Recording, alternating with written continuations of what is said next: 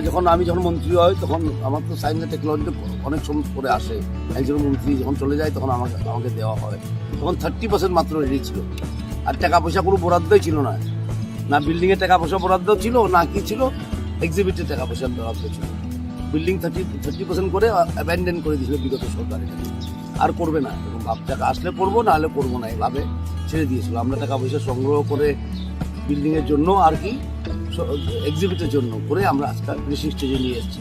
এখন opening ready, 3-4টে gallery আমরা opening করতে পারি। এখন আমি গিয়ে দেখে এসেছি নিশ্চয়ই, 10 দিন আগে দেখে এসেছি, সুতরাং এর ডেট দেবো যেদিন আমি ফ্রি মিনিস্টার ফ্রি সেদিন ওপেনিং করবো। স্যার কি কি থাকবো এখানে? খুব সুন্দর একটা ফরেস্টে আছে, থিয়েটার থাকবে, আবার কি বলে সায়েন্স ফর ফান এমন থাকবে, 3D থিয়েটার আছে, খুবই সুন্দর, এটা দেখবেন। এখন সব বলে বলে কৌতূহল থাকবে না। তবে মোটামুটি হ্যাঁ, কষ্ট কিরকম? কষ্ট তো অনেক পড়েছে, আমি এখন সংখ্যা স্ট্যাটিস্টিক দেবো না, কারণ উল্টা পাল্টা দিলে মুশকিল হয়ে যায়। মোটামুটি পড়েছে, কারণ সিপিএম আমলে যেটা ছিল না, ওটা 30% করে ওরা অ্যাবেন্ডেন করে দিয়েছে। আমি অনেক ফাইল টাইল ঘাটাঘাটি করে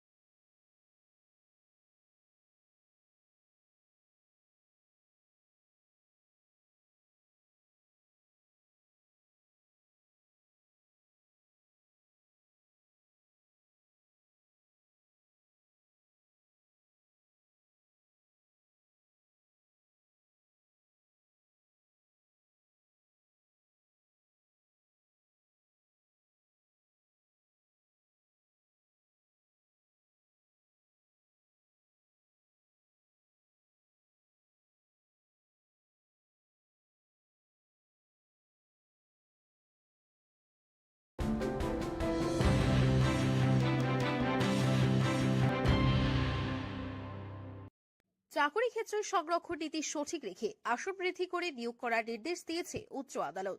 এই সংবাদ পাওয়ার পর মঙ্গলবার এসটিজিটি উত্তীর্ণরা শিক্ষামন্ত্রীর বাসভবনে যান তাদের একসঙ্গে নিয়োগ করার দাবি নিয়ে।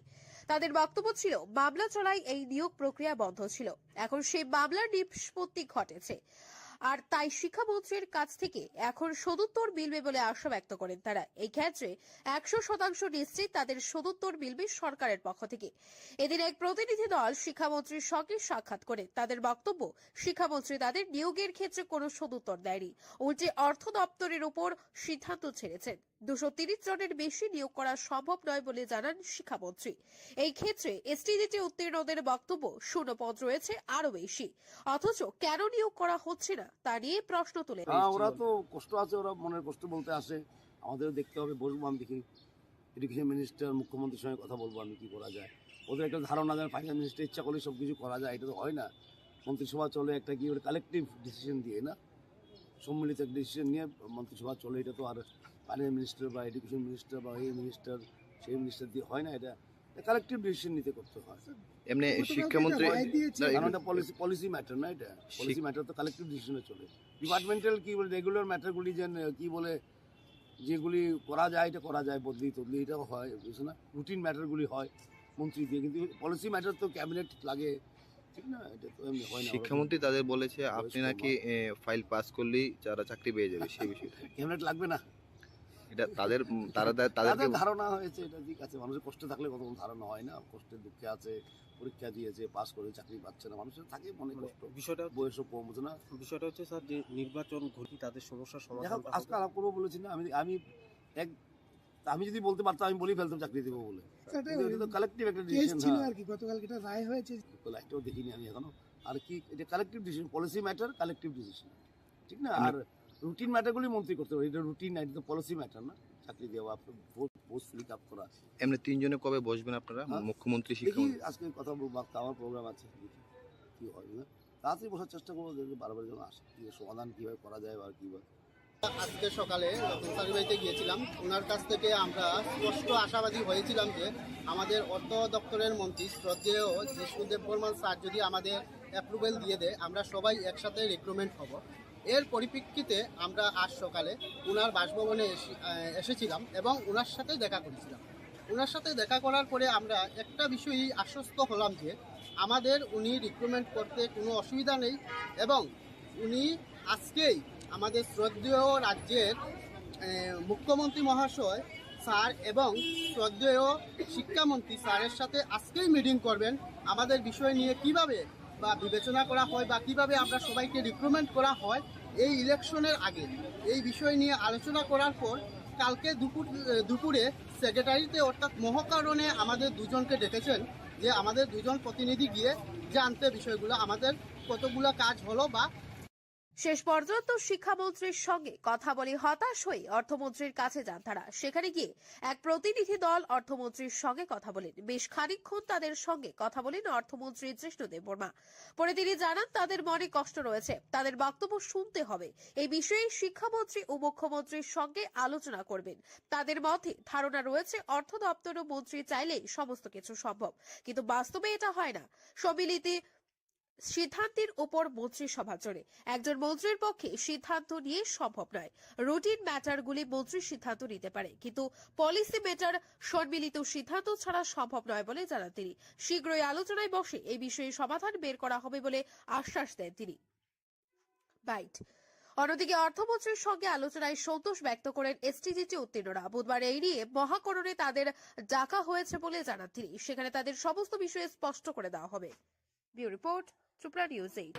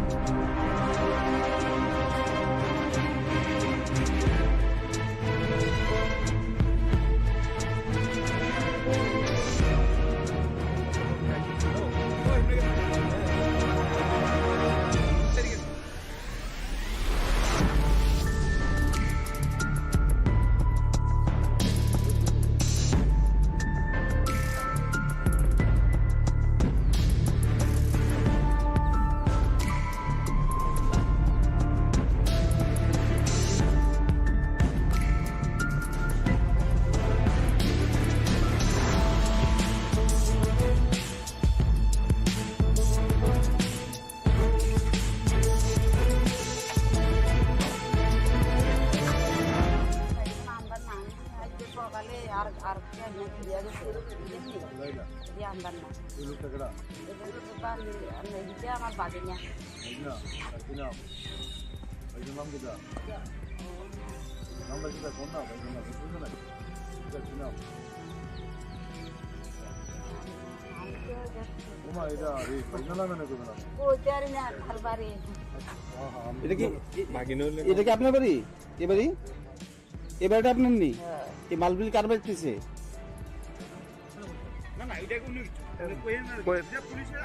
এই যে মনে করেন পুলিশ কিছু অবৈধ মানে জিনিস মানে উদ্ধার করছে, এতে আপনার এলাকাবাসীরা খুশি নেই? হ্যাঁ? যুব সমাজ হ্যাঁ এগুলি তো জানেন তো কি পাইছে যে পুলিশ কি পাইছে শুনছেন নি? এটা কিতাব জানেননি? কি শুনছেন আপনারা? আমি তো এটা কি জানি না, এখনো জানি না আইন আমাদের কাছে আজকে একটি খবর আসে যে গর্জি গোলাঘাট পারমা এলাকায় রঞ্জিত দেবনাথ তার বাড়িতে নাকি হিউজ পরিমাণে কন্ট্রাব্যান্ড আইটেমস মজুদ আছে। সেই খবরের ভিত্তিতে আমরা এখানে কিছু রেড করি। তার বাড়িতে রেড করার পর দেখি 50টা পেডি আজকে তার মধ্যে টোটাল 7,970 টাকা। আনুমানিক বাজার মূল্য কত হতে পারে এগুলো? বাজার মূল্য প্রায় 30 লক্ষ টাকা। 30 লক্ষ টাকা। এগুলি স্যার এসকপ না স্যার? এসকপ এগুলি তো অবৈধ ব্র্যান্ড। অবৈধ ব্র্যান্ড না? কাউকে গ্রেপ্তার করা এরকম? ওকে তো পাইনি, আমরা আমাদের সার্চ কন্টিনিউ চলছে, যারা ব্যস্ত হবেই।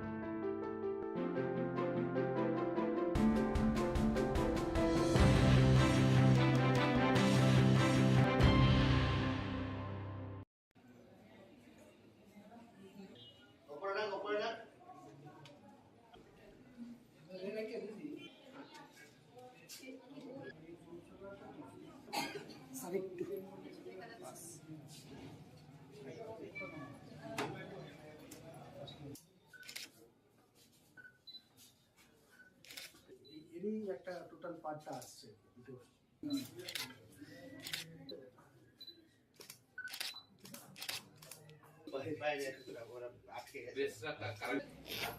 সেখানে বেশ কিছু ডিসিশন হয়েছে। সেখানে একটা প্রথম ডিসিশন ছিল রোগী কল্যাণ সমিতির তরফ থেকে ফার্মাসি শপ ওপেন করা হবে। সেই জন্য আমরা এটা ন্যাশনাল বিডিং করেছি। আমরা বিডিং করে হাইয়েস্ট যে ডিসকাউন্ট যে দেবে তাকে আমরা এটা আমাদের প্রেমিসেসটা অফার করব। তো এখানে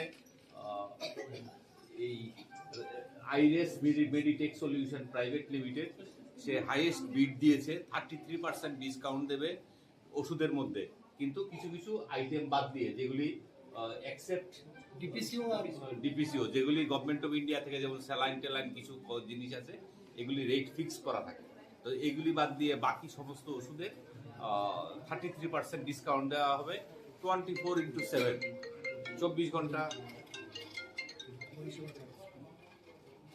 24 ঘন্টা এই পরিষেবা থাকে। আমরা জিবিতে প্রথম শুরু করেছি, এখানে এটা শুরু করলাম। আশেপাশে আরও কয়েকটা 2-3টা আমরা বিভিন্ন প্রেমিসেসের মধ্যে করব, যাতে পেশেন্ট পার্টি যারা আছে সস্তা দামে যাতে ওষুধটা পায়। কারণ অন্যান্য বাইরে তো যে ফার্মাসিগুলি আছে কোনো ডিসকাউন্ট দেয় না। তো এখান থেকে 33% ডিসকাউন্ট মানে একটা বিশাল বড় সুবিধা। শুধু রুগী না, বাইরের কেউ যদি, যে কোনো পেশেন্ট পার্টি যদি এখান থেকে ওষুধ কিনতে চায় 33% ডিসকাউন্ট থাকবে। আমরা পর্যায়ক্রমে আইজিএম হসপিটাল এবং বিভিন্ন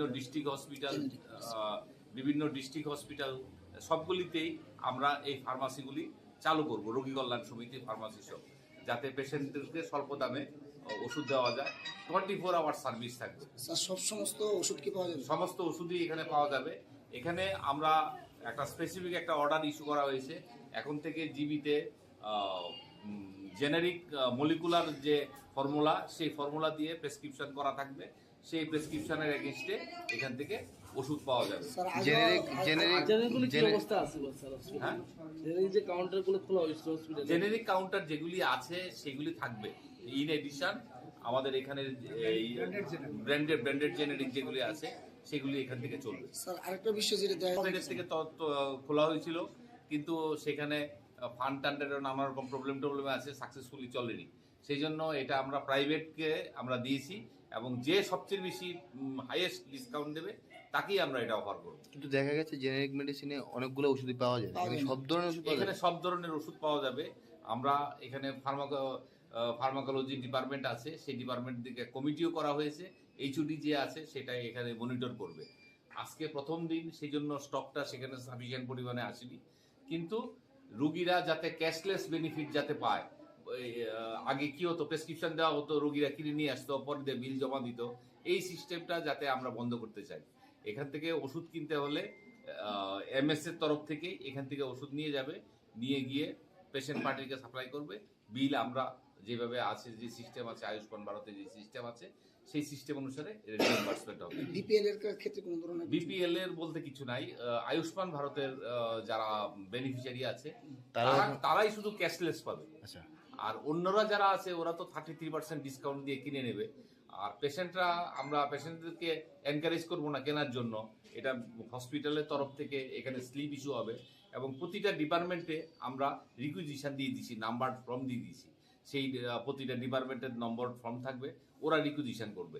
এবং প্রতিদিন সকালবেলা এখানে কি কি ওষুধ আছে, বিশেষ করে অ্যান্টিবায়োটিক যেগুলি ওষুধ আছে এগুলি এখানে দেওয়া হবে। 387টা এসেনশিয়াল ড্রাগ এখান থেকে যাবে। হ্যাঁ,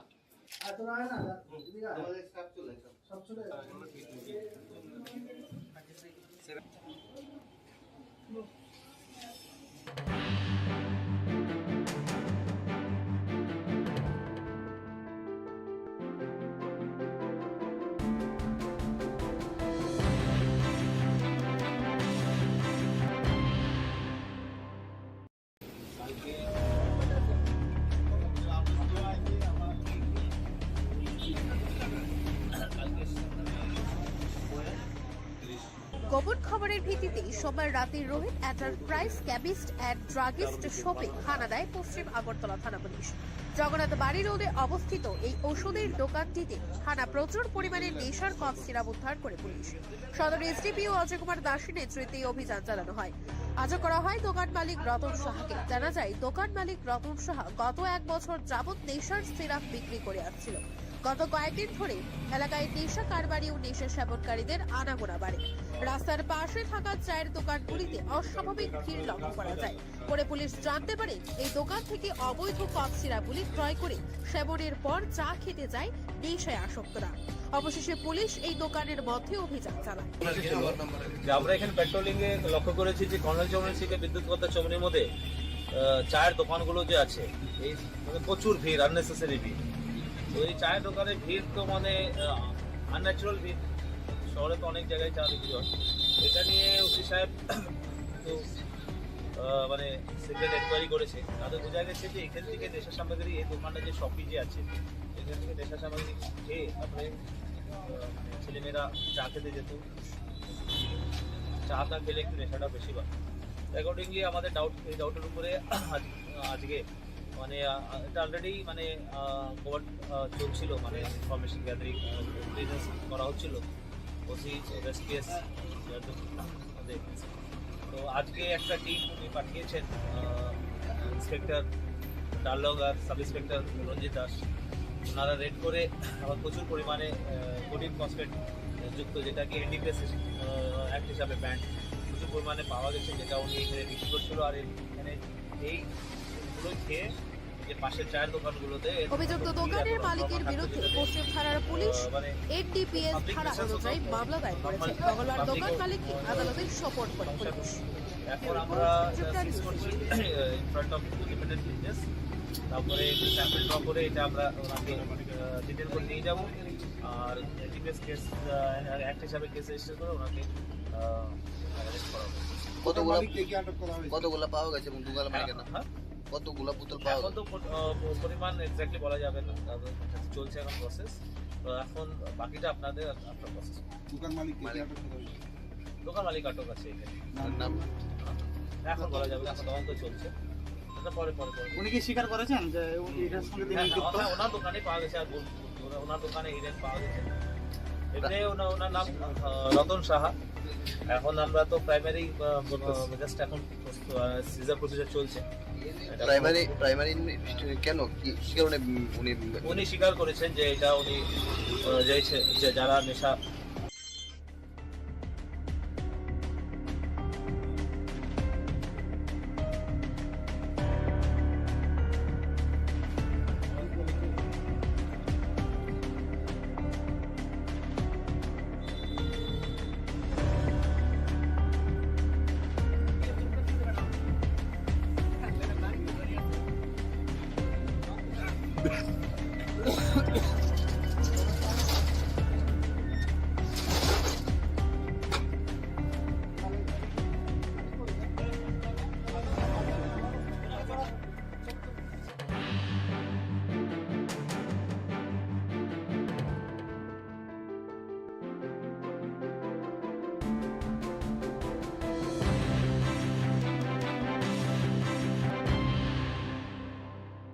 সোমবার সন্ধ্যায় শান্তির বাজারের বগাফা রোড এলাকায় রাজীব পাল নামে এক যুবক শান্তির বাজারের বাসিন্দা রানা দাস, হরিচন্দ দাস ও গোবিন্দ পালকে ছুরি দিয়ে আঘাত করে এতে গুরুতরভাবে আহত হয় তারা। স্থানীয়রা ঘটনা প্রত্যক্ষ করে অভিযুক্ত রাজীব পালকে আটক করে শান্তির বাজার থানার পুলিশকে খবর দেয়। ঘটনার খবর পেয়ে শান্তির বাজার থানার পুলিশ ও দমকল বাহিনীর কর্মীরা ঘটনাস্থলে ছুটে যায়।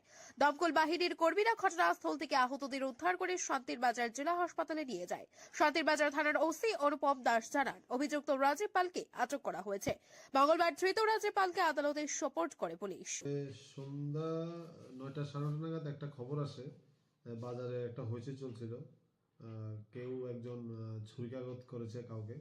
সঙ্গে সঙ্গে আমার থানার পুলিশ যায়, গিয়ে একজন যে ইনভলভ রাজীব পাল তাকে আমরা ডিটেন করি। আর সঙ্গে সঙ্গে যে ইনজুর্ড ছিল হরিদাস, রানা দাস এবং গোবিন্দ দাস তাদেরকে ফায়ার সার্ভিস দ্বারা হাসপাতালে রেফার করা হয়, ডিস্ট্রিক্ট হাসপাতাল শান্তিবাজারে। পরবর্তী সময়ে আমরা একটা কমপ্লেন্টের মূলে একটা মামলা নিই, যার মামলা নম্বর হচ্ছে 32/2022। আর আসামি আমাদের হাতেই ডিটেন্ট আছে, আমরা তাকে কালকে আদালতে সোপর্দ করব। আপনারা কি কোনো রিমান্ড চাইবেন না? আমরা দেখি তদন্তে, ওকে এখনো জিজ্ঞাসাবাদ করা যায়নি, ও ম্যান হ্যান্ডেল হয়েছে, তাকে আমরা হাসপাতালে দেখি এবং তাকে জিজ্ঞাসাবাদ করি কি জানা যায়। 10টার দিকে সাডেনলি আমাদের কাছে 3জন পেশেন্ট আসে। 3জন পেশেন্টের মধ্যে একজন রানা দাস, 25 বছর বয়স, পুরুষ, বাবার নাম হরিচরণ দাস, শান্তিবাজার বাড়ি। আরেকজন ওর বাবাই হরিচরণ দাস, বয়স অ্যারাউন্ড 48, বাবা নিহারঞ্জন দাস, শান্তিবাজার। আরেকজন গোবিন্দ পাল, 38 বছর বয়স, পুরুষ। তারা 3জন আসে ইমার্জেন্সিতে। এর মধ্যে রানা দাসের অবস্থা আর হরিচরণ দাসের অবস্থা একটু আশঙ্কাজনক। রানা দাসের মাথায় চোট লাগে, মাথায় আর বুকে। এগুলো আমরা ইমিডিয়েটলি প্রাইমারি স্টিচিং করে এক্স রে করে তারপর আমরা রেফার করেছি। হরিচরণ দাস, ওনারও একটু বাদিকে বুকের মধ্যে আঘাত লেগেছে, প্লাস ওনার চিনের মধ্যে একটু আঘাত লেগেছে। তো এগুলো আমরা প্রিলিমিনারি প্রাইমারি এইড দিয়ে এক্স রে করে প্রিলিমিনারি ওষুধপত্র সব দিয়ে আমরা জিবিতে পাঠিয়ে দিয়েছি। গোবিন্দ পালের ইনজুরি বেশি একটা নেই, ওনার নাকে একটু আঘাত লেগেছে, এক্সরে করে। আহতদের মধ্যে রানা দাস ও হরিচরণ দাসের অবস্থা আশঙ্কাজনক হওয়ায় তাদেরকে উন্নত চিকিৎসার জন্য জিবি হাসপাতালে রেফার করে দেওয়া হয়। অপরদিকে আহত গোবিন্দ পাল শান্তির বাজার জেলা হাসপাতালে চিকিৎসাধীন। Bureau report, Tripura news 8।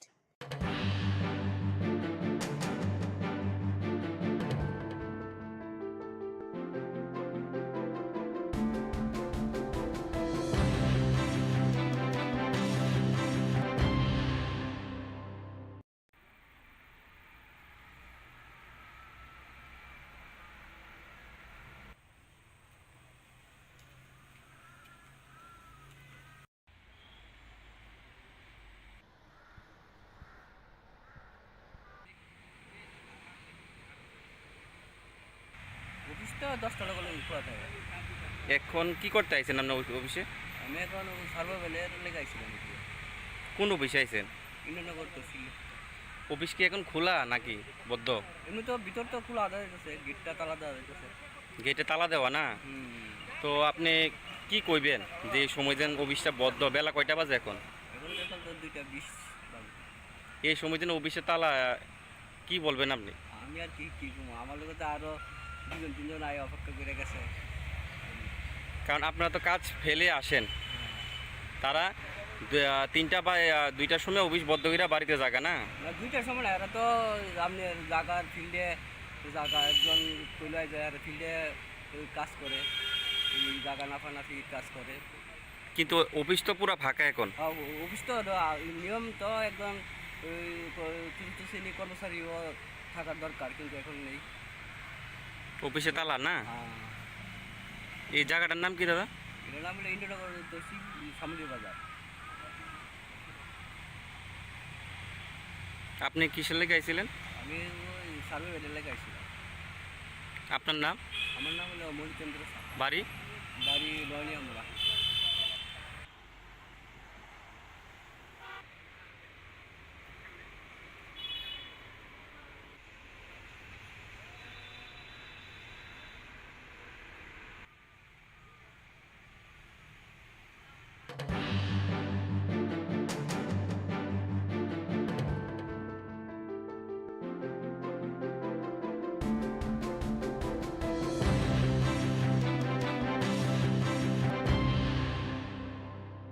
সাত দফা বাড়ির ভিত্তিতে মঙ্গলবার বুনিয়াদী শিক্ষা অধিকর্তার নিকট ডেপুটেশন প্রদান করে অল ত্রিপুরা মাদ্রাসা টিচার্স অ্যাসোসিয়েশন ত্রিপুরার সকল এসপিইএম মাদ্রাসা শিক্ষকদেরকে সমকাজে সমবেতন সহ এই রাজ্যের সমগ্র শিক্ষা শিক্ষকদের ন্যায় সমস্ত সুযোগ সুবিধা প্রদান সহ 7 দফা দাবিতে এই ডেপুটেশন প্রদান করা হয়। রাজ্য কমিটির আহ্বানে এই ডেপুটেশন প্রদান করা হয় বলে জানান অল ত্রিপুরা মাদ্রাসা টিচার্স অ্যাসোসিয়েশনের সহ সভাপতি শাহ আলম।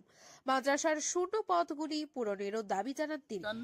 স্টেট কমিটির উদ্যোগে যে 7 দফা দাবি নিয়ে বুনিয়াদী শিক্ষা অধিকর্তার সাথে আমরা ডেপুটেশনে মিলিত হয়েছি। স্যার আমাদের এই দাবিগুলি নিয়ে যথেষ্ট যুক্তিকতা স্বীকার করেছেন। উনি ঊর্ধ্বতন কর্তৃপক্ষের নজরে নেবেন এবং দাবিগুলিকে অত্যন্ত মনোযোগ সহকারে উনি বিবেচনা করবেন বলে আশা দিয়েছেন আমাদেরকে। আমরা অত্যন্ত খুশি স্যারের কাছে আজকে ডেপুটেশন দেওয়াতে। স্যারে এই বিষয়গুলি যত তাড়াতাড়ি সম্ভব ঊর্ধ্বতন কর্তৃপক্ষের নজরে নিয়ে আশু সমস্যা কীভাবে সমাধান করা যায় তার জন্য যথেষ্ট ভূমিকা পালন করবে। তাই আমরা স্যারকেও অভিনন্দন জানাচ্ছি। আমরা আশা করব রাজ্য সরকারও আমাদের জন্য এই মাসের মধ্যে একটা ইতিবাচক সিদ্ধান্ত নেবে। আমরা 100% আশাবাদী। কয় দফা দাবি আপনাদের? আমরা 7 দফা দাবি। এর মধ্যে আমাদের প্রথম নম্বর যে দাবিটা ইকুয়াল ওয়ার্ক ইকুয়াল পে, মানে সমকাজে সমবেতন দেওয়ার জন্য, এবং 2 নম্বর যে দাবিটা 129টি মাদ্রাসাকে শিক্ষক সহকারে গ্র্যান্টিনেটে নেওয়া। 3 নম্বর দাবিটা আমাদের মাদ্রাসায় ইউজিটি টিচাররা রয়েছে, এই রাজ্যে স্কুলের মধ্যে যে ইউজিটি টিচাররা রয়েছে, যেহেতু তারা আমাদের স্কিমের বাইরে রয়েছে রাজ্য সরকারের অধীন, তাদেরকে যেন এই রাজ্যে নিয়মিত ইউজিটি টিচারের মতো সমহারে বেতন ভাতা দেওয়া হয়। এবং আমাদের 2.25 একবার আমাদের বাম সরকারের আমলে পেয়েছিলাম, তারপরে আমাদের কাছ থেকে কেটে নিয়েছে। তাই আমরা এবারও দাবি করছি আমাদের যাতে এই 2.25 দেওয়া হয় এবং আমাদের রাজ্যে ভ্যাকেন্সি পোস্টগুলি খালি রয়েছে সেগুলি ফিল আপ করা, এবং আমাদের যারা মাদ্রাসাতে চাকরি করছে তারা যারা পেনশনে বা রিটায়ার্ডে গেলে তাদের পরিবারকে এককালীন 25 লক্ষ টাকা দেওয়া, এবং মাদ্রাসাতে যারা টিএসি রয়েছে তাদেরকে অনারিয়াম প্রদান করা। এই দাবিগুলি নিয়ে আমরা আজকে বুনিয়াদী শিক্ষা অধিকর্তার নিকট আমরা ডেপুটেশনে মিলিত হয়েছি। স্যার অত্যন্ত গুরুত্ব সহকারে বিষয়টা দেখেছেন। উনি বলেছেন যে আমি চেষ্টা করব, আপ্রাণ চেষ্টা করব, আমরা আমাদের দ্বারাতে যদি আপনাদের একটা দাবিও যদি পূরণ হয় তাহলে আমরা অত্যন্ত খুশি হব। তাই স্যারের কথা শুনে আমরা অত্যন্ত খুশি। আমরা আশা করব আজকে এই মাসের মধ্যে, যেহেতু আমাদের রাজ্যে আমরা মাদ্রাসা সংগঠন এই রাজ্যের সরকারের পাশে আগেও ছিলাম, এখনও আছে, আগামী দিনও থাকবো। আমরা কোভিড পরিস্থিতিতে সরকারের পাশে ছিলাম, 3বার রক্ত দিয়েছি, মেগা রক্তদান শিবির করেছি। আমরা অর্থনৈতিক সংকটের সঙ্গে আমরা কিন্তু 2.5 লক্ষ টাকা মুখ্যমন্ত্রী ত্রাণ তহবিলে দিয়েছি। বিভিন্ন সামাজিক কাজের সাথে আমরা ইনভলভ ছিলাম। আমরা সরকারের পাশে আছি, আগামী দিনও থাকবো। তাই আমরা আশা করব রাজ্য সরকার আমাদের এই বিষয়গুলি। এদিন 6 সদস্যের এক প্রতিনিধি দল বুনিয়াদী শিক্ষা অধিকর্তা বিভীষণ ভট্টাচার্যের হাতে দাবি সনদ তুলে দেন। রাজ্য সরকার তাদের দাবির প্রতি যৌক্তিকতা স্বীকার করে ব্যবস্থা গ্রহণ করবে বলে আশা ব্যক্ত করেন নেতৃত্বরা। Bureau report, Tripura news 8।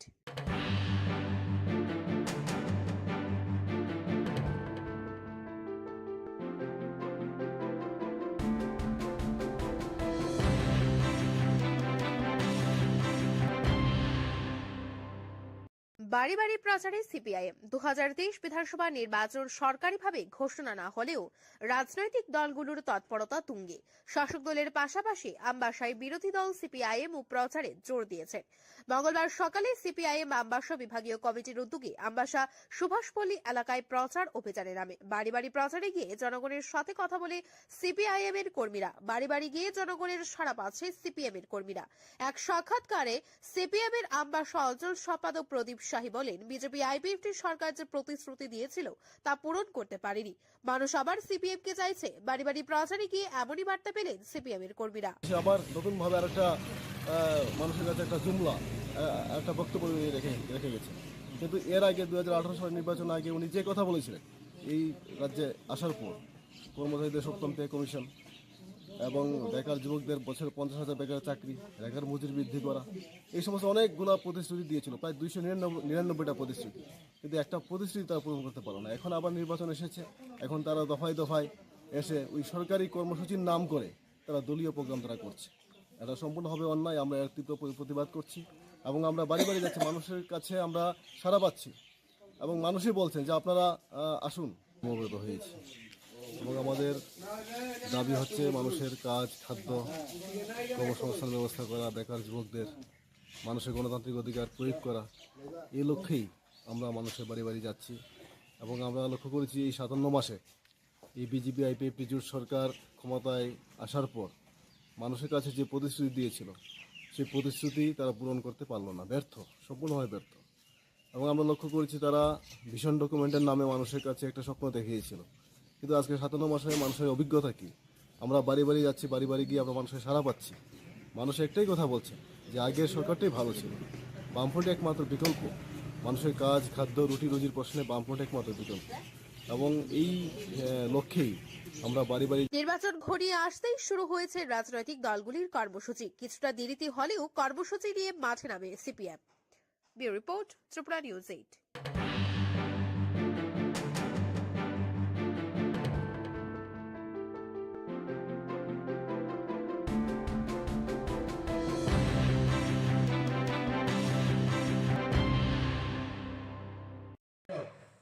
जना शिक्षक स्पेशल 100 टीम्स आज 100 youths ini ore pore lima thangka tamni bage ore pore ingkha tamni bage sadagar kole 3 ora 5000 tamni bage baksa hangage nogo achujak obodno tei siang nok teni masa sile tapro bukro sing oje rei khaipro kebo malaria mandage thuika kebo pais mandaka kebo gastric problem unkha kebo jaundice ni thuika 100 জনের 15 জনের চিনি শিক্ষারক মজাক তাবো তাকর বukro যে শিক্ষারক যে বড়রক চিনি ত্রিপুরাসরক কুনছে বাড়ারক ADC আমচাই বলে তমো ADC আমচাই বুসু জরাতেই এলাকা সাইমিয়া সেই চিনি ত্রিপুরাসরক ন চিনি এডিসি নি আমচাই ন जों ফুনুনাই হই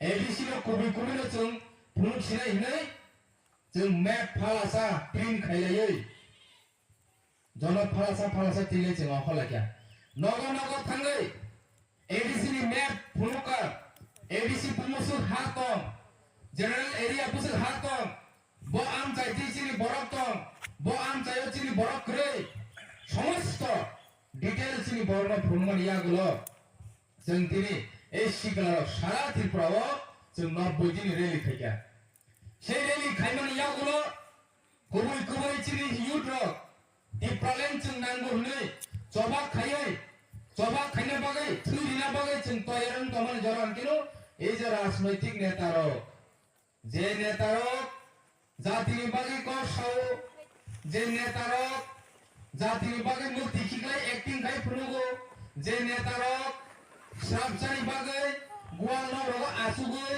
হাই ফুটু বুজাগৈ ইয়াকুম খুলুমি ফুনুগো এই নেতারো ইলেকশনি জরান কিনো ফাল জাগি পাইখা ফাল রিখা সমস্ত চিনি ত্রিপুরাসরণ ভালোই তিনি মন্ত্রী এমএলএ এমনি আচুবাইকা তাবো হুমকে নিনি বিধানসভাও থাই সাপানো কপি ছায়া সেই কারণে চিনি এই শিকার যে শিক্ষা যে জড়াও লেখাপড়া খাইনি যে জড়াও TPS exam TCS exam banking exam competitive exam preparation নাও কেরিয়ার नि बागै जे जड़ाव बुनि केरियर सराबो या पेशनारि आ जड़ाव दफानि सारते जातिनि सारते टिपालेन नांगौनि क पिरमानि यागुलो बुनि लाइफ सैक्रिफाइस खालामनि यागुलो तामो मांखा एमएलए मन्त्री आबो एमन एमएलए मांखा एमन मन्त्री मांखा एमएलए हिंकेबो सय दिनानि या उल्टा पुल्टा सय मन्त्री हिंकेबो विधानसभा थां तुजा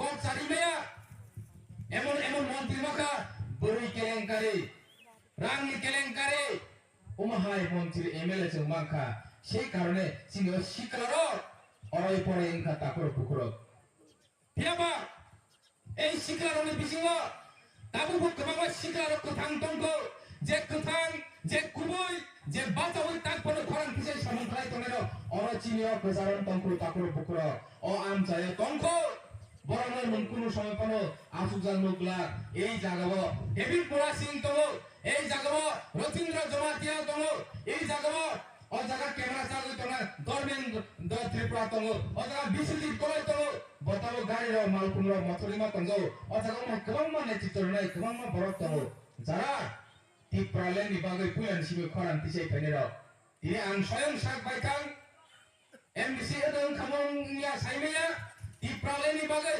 सभा खायनानि अंगतानि बुबाग्रानो लगे रेपनो बुबाग्रानि बिसिंतिपनो एनसी नि बिसिंति मालिया बुबाग्रानि बिसिंतिपन टिपालेन मानानिं सितोंनि बुनि लगे दिनि बुनि लगे बनो उको फानिमाबाय बुनि लगे हिमाबाय दिनि ईश्वरनि हामारि साइमिया बजाता मुंथां जे जागा आं निजिस बासाना मुसिया आं निजिस टिकेट नानानि बागै साइतो मुंकरे खरसे बोरिनसे प्रस्ताव खाइ तंगानि शेष पते आ बोरै पाताल कइनानि बदल खर्जाका पाताल कइना रां 5 लाख बाय फालकानि साइमाननि यागुलो अरय पराय इंलाय आ जागा टिकेट बाति लिं थागागेन हरनि 12टा समय रिंजागै आमे टिकेट दिखा महाराजा आमनि यागुलो सि तिनि एमबिसि गे अ जागा बासाय तंगो ताकर बुकुर फेमा जिनि सिक्लारो ताबु फनो एमएलए मन्त्री जानानि इमान कुरिको ताबु फनो एमबिसि इएम जानानि इमान कुरिको ताबु फनो टिप्राले इके गेदा टिप्राले सिंगालो সদাগর কলকে সদাগর কলকে ও তাকুর ও পুকুর তাই পুতুং নেতারন जों সুযোগ দিছিলাই ও হাই নেতারন जों ও হাও তনিয়া হানি সিং যত লোকর সময় তাঙ্গই থানচানি মা বাঁচানাই পার্টি কতয়া পার্টি নিন যে কোন পার্টি খাইলো পার্টি ননো তা খাইদিনি বসুন সানা ফায়া পার্টি নিন অমো পার্টি খাইদিনি বলনে সানা ফায়া চিনি লগে খাইদিনি বসানা ফায়া তাকর পুকুর তেলেঙ্গানা জেফরঙ্গো যে বড় তেলেঙ্গানা রাজ্য অন্ধ্র প্রদেশ শিকাগৈ আজ ধরো কংগ্রেসি নেতা ভাই তেলেঙ্গানা সমর্থন করেও বিজেপি নেতারা বহিল এই সিলগিরি পঙ্খ ও ধরা বহিল অন্য নেতা সদাগর কলকে সদাগর কলকে ও তাকুর ও পুকুর তাই পুতুং নেতারন जों সুযোগ দিছিলাই ও হাই নেতারন जों ও হাও তনিয়া হানি সিং যত লোকর সময় তাঙ্গই থানচানি মা বাঁচানাই পার্টি কতয়া পার্টি নিন যে কোন পার্টি খাইলো পার্টি ননো তা খাইদিনি বসুন সানা ফায়া পার্টি নিন অমো পার্টি খাইদিনি বলনে সানা ফায়া চিনি লগে খাইদিনি বসানা ফায়া তাকর পুকুর তেলেঙ্গানা জেফরঙ্গো যে বড় তেলেঙ্গানা রাজ্য অন্ধ্র প্রদেশ শিকাগৈ আজ ধরো কংগ্রেসি নেতা ভাই তেলেঙ্গানা সমর্থন করেও বিজেপি নেতারা বহিল তেলেঙ্গানা রাজ্য কতাল খাইবেন সমর্থন করেও সিপিআই নি নেতারা বহিল তেলেঙ্গানা जों রাজ্য কতাল নাঙ্গো অন্ধ্র প্রদেশ जों মা কাগজ নাই উনি সমর্থন করেও তবু বড় কোন সময় পার্টি বাই পার্টি ইনি কংগ্রেস পার্টি নি বড় তেলেঙ্গানা ক নিনি ক বিজেপি ও হাবি খাইয়া বিজেপি নি বড় কংগ্রেস ফাইয়া সিপিআই নি পার্টি নি বড় বিজেপি হাবি খাইয়া যতনো জার জার জায়গা তঙ্গই বড় আজরা খরান দিসাকা जों অন্ধ্র প্রদেশ নি কাগৈ আদুর বাড়ি হিমি ফাই জায়গা কিসানা সিনাই ওমাকে বড় শেক পাইলে তাকর পুকুর गोबां मानसिनि परिबार दङ माहाय चिनि कुंथाय भारत सिया पुला पुला के जलिहो उलो कायजामर परेके सामिल सिं पाइकाबा बनबो जागा किसा बागै मारो सिनै क नै लहता ओ माके चिनि जागा का माखायसि ताकर पुकुर ताइ बुसो थुंगा सिनाय ताइ बुसो माय षড়যন্ত্র जों काय दं सिनाय ताकर पुकुर थानचान सिरि थानचा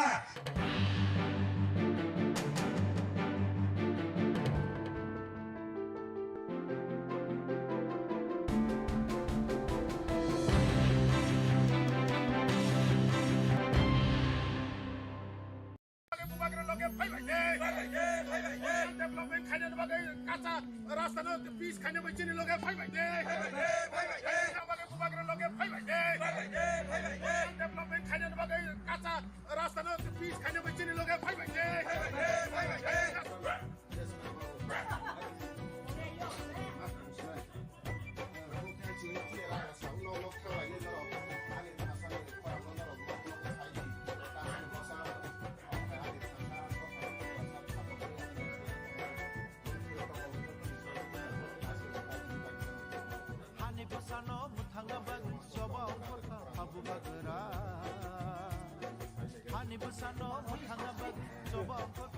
नों बमनो charger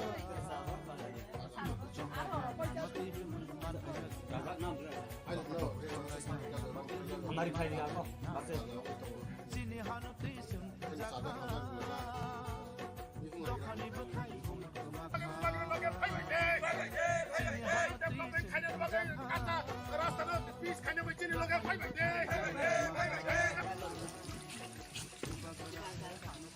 Ani ako darong sa kana. Ai dong mang ka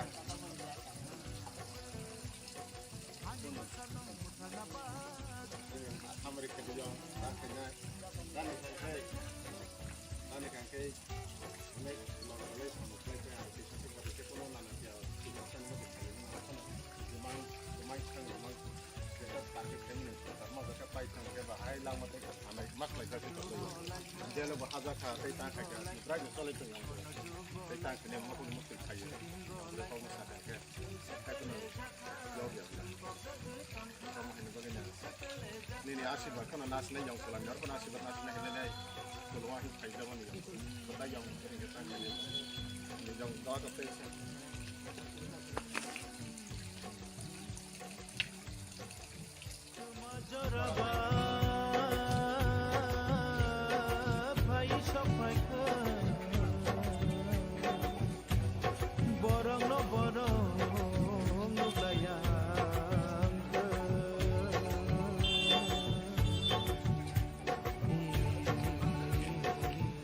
Puilani simi taksuk jora jumai baksa yakung lam tani hansani chobao sacrifice re liwo joto press media jumai kerun tonai rang pai fle hambai liwo jeng tini athar bola kila bagma assembly constituency athar bola amse jeng phaiso pakya o jaga kubangma tini Tripura tai non Tripura borok tongo kok borok sairo tongo borok bai jeng sorasori kahangke Greater Tripura san muno uji lainnya ini jeng pilekya. Sini Honorable Tribal Welfare Minister sini Sar Rampodo Jomatiani Nogo Busung halakya. Omake jeng jokto sini Tripura angtung non Tripura angtung jara অন্যান্য রাজনৈতিক বদল খাইতংনাই অন্যান্য সংগঠন সমর্থক খাইতংনাই Tripuraland Greater Tripuraland eba keba thanchano tak phano bujiang tonai rong jeng lukuba thangai jeng okokno pilai tongo belai keno kha bachajak chini boro rok chini lukurok nogo nogo thangai borok bai kok samani yagulo response kaham oi tongo jotono nangjago Greater Tripuraland piaba rajnaitik ni karone kichu kichu borok rajnaitik ni karone borok nukjak maya umharo busung sika bokao ke musuk tongo haipano bokha musuk phano sorasori nukjak maya rok tong tongo haipano jengke sana musugo nukjana nangya mungsa khaina nangya jeng jefro chini san mungno sanai jeng jobao angkhoro ajrabo morally sapuni keno chugo ta kebeng thung jengno manata khaitung badat srisita khaitung obasi jeng nayo thancha maneno tok chukti baksa ko jesa party pan khaitung tung BJP pa khaitung tung Congress pa khaitung tung jeng naya je bo Congress ya kare BJP ya kare Tripura mata phaidi ne jesa jaga pan tongoi pano সমর্থন খাই mano karon Greater Tripuraland ba jotoni bagai singke ba party selaina nangya party jesa party pa khaiye jengno সমর্থন খাইdi obosai jeng sana nayo hambai Lukuraja kaham tuhuna Hansa Tripura hasunamna Lukuraja kaham tuhuna Hansa Tripura hasunamna Hansa Tripura sunamnai Hansa Tripura sunamnai Hansa Tripura sunamlai na Tini tinang no chongna ni bagi Sini yago no pandesina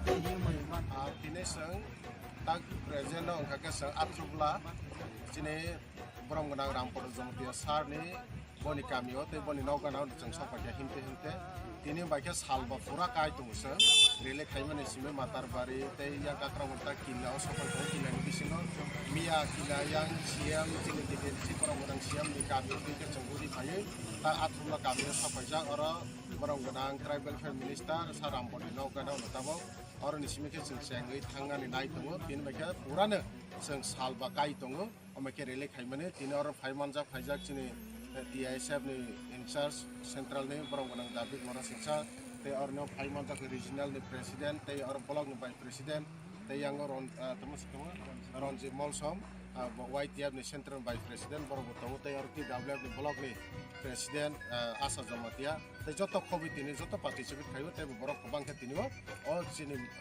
katrubla kami aseng buah garani orang no buah garani pancen orang kira tadi pun ceng nak soran yang bagai ini ceng karena itu.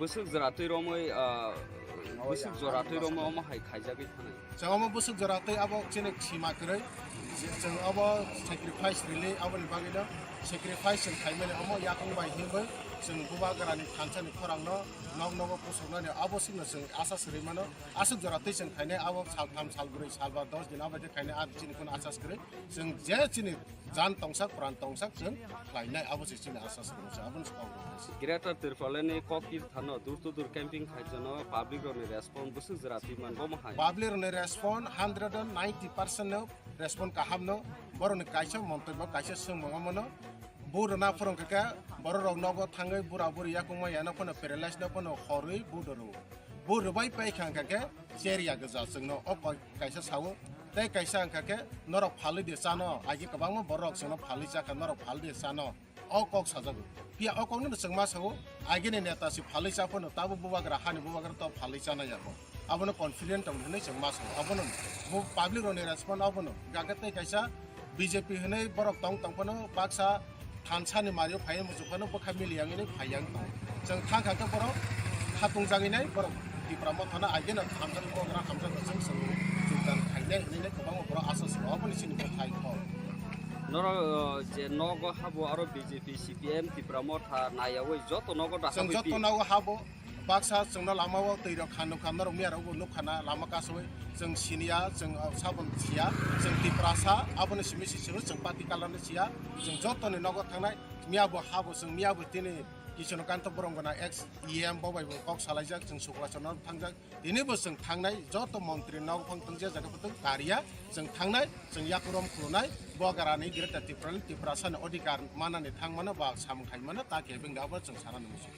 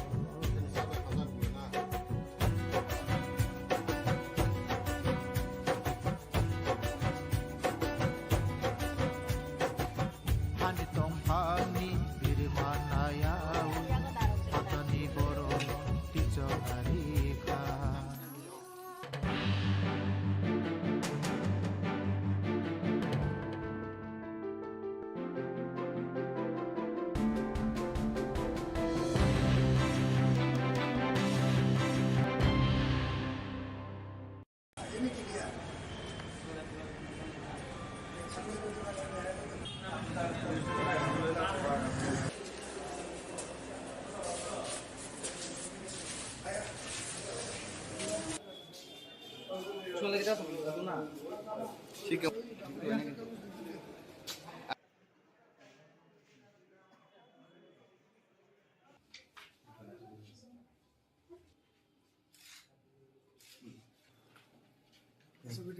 Abhijit ছড়া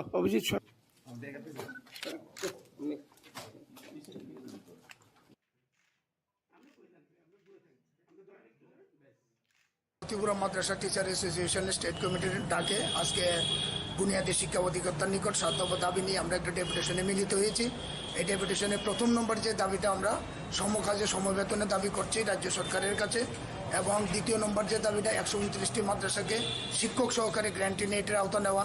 3 নম্বরে যে দাবিটা আমাদের মাদ্রাসা ইউজিটি যেসব শিক্ষকরা রয়েছে এই রাজ্যের নিয়মিত ইউজিটি যেসব শিক্ষকরা স্কুলে রয়েছে তাদেরকে যে হারে বেতন ভাতা দেওয়া হচ্ছে আমাদের মাদ্রাসার ইউজিটি টিচারদেরকেও যেন সেই হারে বেতন ভাতা দেওয়া হয়।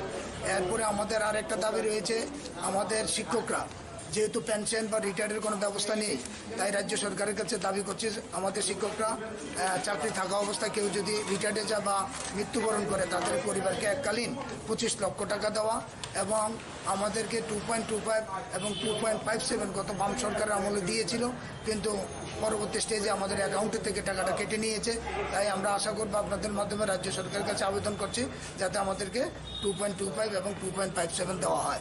এছাড়া আমাদের মাদ্রাসাতে ভ্যাকেন্সি পোস্ট যেগুলি খালি রয়েছে সেগুলি পর্যাপ্ত শিক্ষক দিয়ে যাতে ভ্যাকেন্সি পোস্ট ফিল আপ করা হয় এবং আমাদের টিআইসি ভাইদেরকে যেন অনারিয়াম দেওয়া হয়। এই সাধ্য বা দাবি নিয়ে আজকে আমরা বিদ্যালয় বুনিয়াদী শিক্ষা অধিকর্তার নিকট আমরা ডেপুটেশনে মিলিত হয়েছি। আপনার পরিচয়টা? আমার নাম শাহ আলম, ওয়ালতিপুরা মাদ্রাসা টিচার অ্যাসোসিয়েশন ভাইস প্রেসিডেন্ট।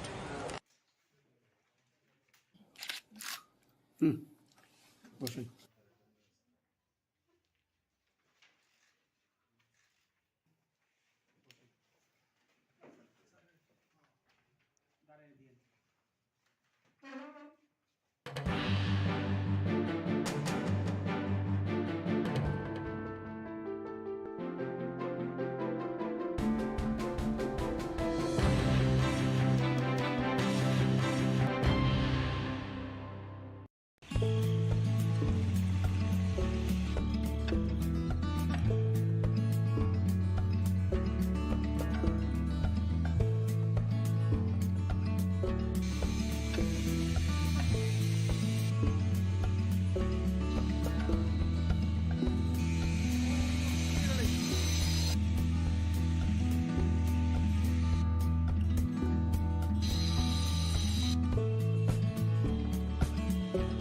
এটা আমি যখন মন্ত্রী হয় তখন আমার তো সায়েন্স অ্যান্ড টেকনোলজিতে অনেক সময় পরে আসে। একজন মন্ত্রী যখন চলে যায় তখন আমাকে দেওয়া হয়। তখন 30% মাত্র রেডি ছিল, আর টাকা পয়সা কোনো বরাদ্দই ছিল না। না বিল্ডিংয়ে টাকা পয়সা বরাদ্দ ছিল, না কি ছিল এক্সিবিটের টাকা পয়সা বরাদ্দ ছিল।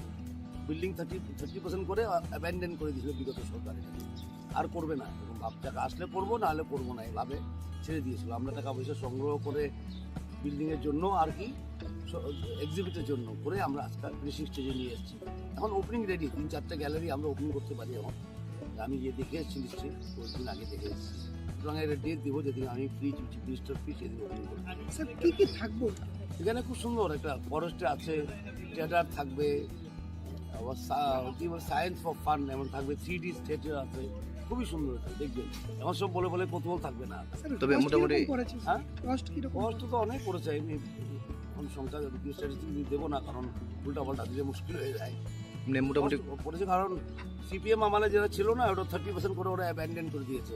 আমি অনেক ফাইল টাইল ঘাটাঘাটি করে দেখলাম টাকা পয়সা আসার কোনো সুযোগ নেই। আর প্ল্যানিং করেছিল ইনিশিয়ালি একটা সায়েন্স সিটি বানাবে, ওরা 30% বানিয়ে অ্যাবেন্ডেন করে দিয়েছে। তো আমি এসে এটাকে আবার রিভাইভ করলাম। যেমন গন্ডাছড়ার লাইন 12 বছর ধরে, যে আমবাসা গন্ডাছড়ার লাইন, সেটা 12-14 বছর ধরে করে অ্যাবেন্ডেন করে দিয়ে এনএসি টাকা নিয়ে গেছে। এটাই অবস্থায় ছিল যে আমরা নিজের অর্থ দিয়ে করে বিল্ডিং করে, আমার মিনিস্ট্রি অফ কালচার থেকে এক্সিবিটের জন্য টাকা প্রচুর টাকা লাগে করে আমরা নিয়ে এসেছি প্রায় ফিনিশিংয়ের পথে। এই জন্য লিডটা হয়েছে না, বিল্ডিংটা 30% মাত্র হয়েছিল, আর এক্সিবিটের কোনো টাকাই নেই। ভিতরে যে অবস্থা, 4-5টা লিফট কিনে রেখেছিল, এতদিন দেরি হওয়াতে লিফটগুলো নষ্ট হয়ে গেছে। আমার নতুন লিফট লাগানো হয়েছে আমাদের। এমনি মোটামুটি কবে নাগাদ এই যে ট্রামটা রয়েছে সরকারের, এই ট্রামের আগে উদ্বোধন? একদম এবার এই কয়েকদিন মধ্যে হবে, ডেটের জন্য বসে আছে।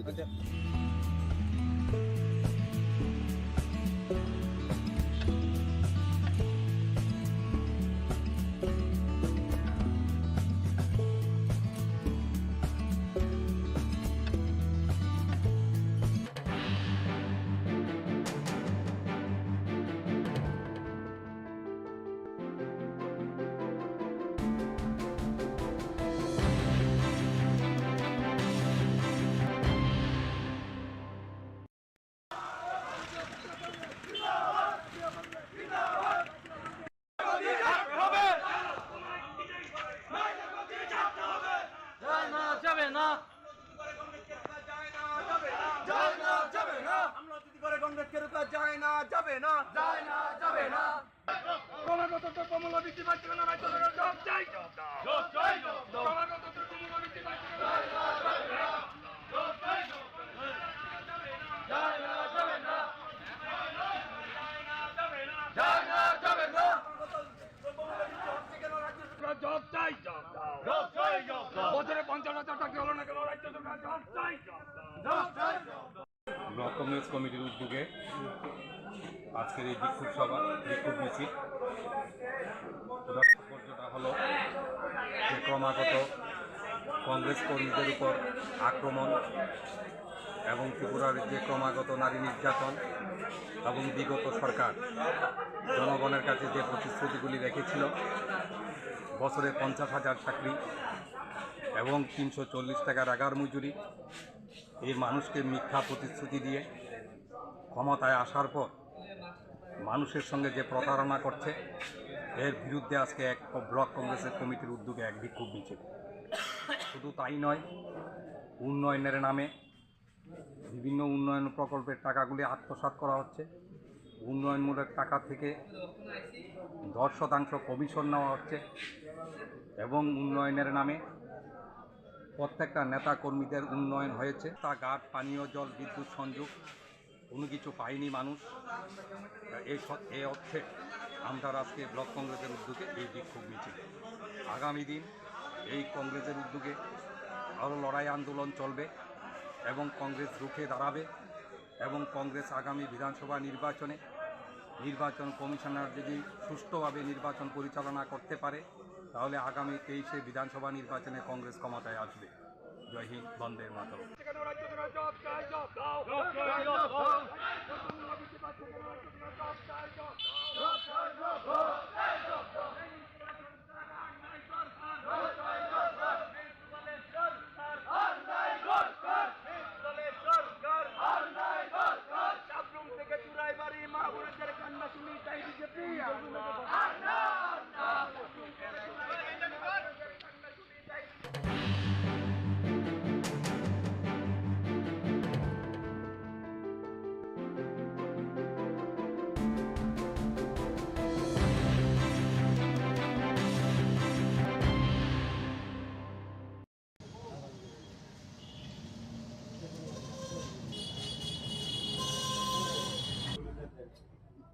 এবং আপনারা জানেন সারা ত্রিপুরা পরিচয় করব এবং আপনাদের সাথে আলাপ আলোচনার জন্য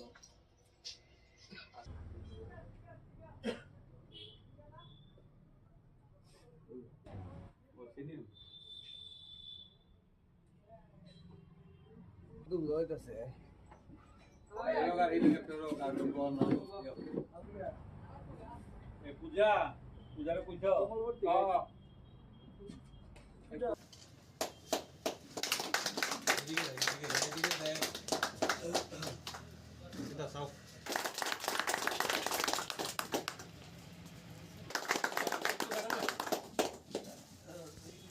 প্রাক্তন বিধায়ক কুশল কুমার বর্তমান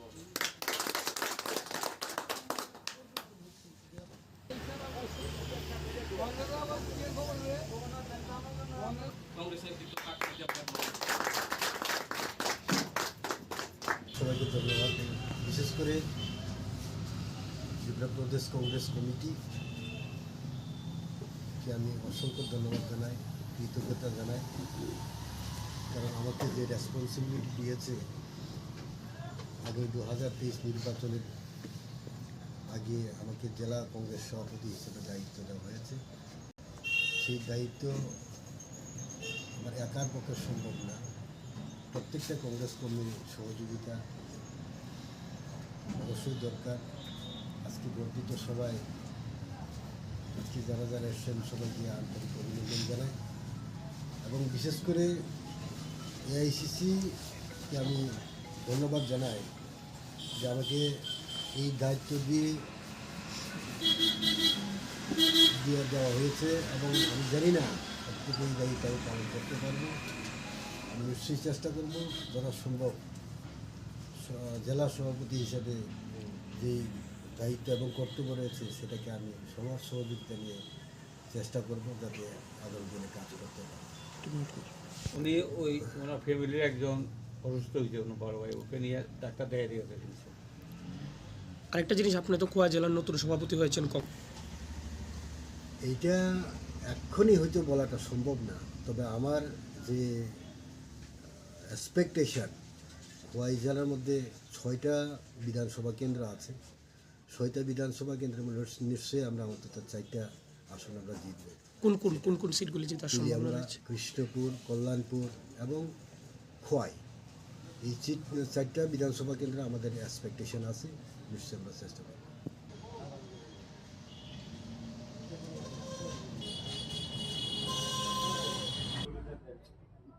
এবং আপনারা জানেন সারা ত্রিপুরা পরিচয় করব এবং আপনাদের সাথে আলাপ আলোচনার জন্য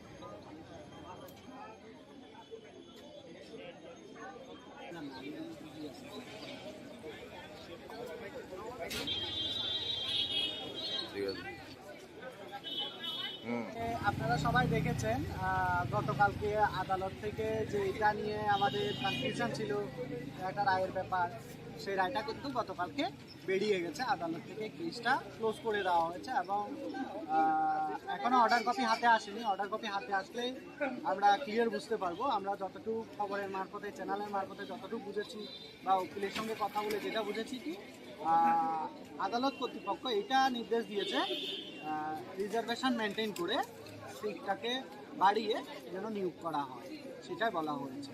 এখানে এলেন কেন? হ্যাঁ, এখানে এলেন কেন? শিক্ষামন্ত্রী বাড়ির সামনে আজকে আমরা শিক্ষামন্ত্রী বাড়ির সামনে এই আশা নিয়ে এসেছি। উনি তো বারবার বলতেন কি কেস না উঠলে তো আমি কিছু করতে পারবো না। তো আজকে তো কেস, কালকে কেস উঠে গেছে, তো আজকে যদি উনি আমাদের কোনো আশার বাণী শোনান, সেই জন্য ওনার বাড়ির সামনে এসেছি। ওনার কাছ থেকে দেখুন, কোনো ধরনের সদুত্তর না পাওয়ার পিছনে এখন কোনো কারণ নেই। তখন একটা কেস ছিল তাই বলে উনি হয়তো পিছুপা হতেন, এখন তো কেস নেই, তো এখন সদুত্তর না পাওয়ার কোনো কারণ নেই।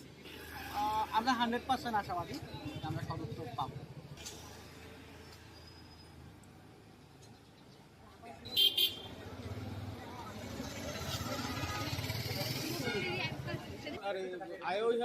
ফোন করবা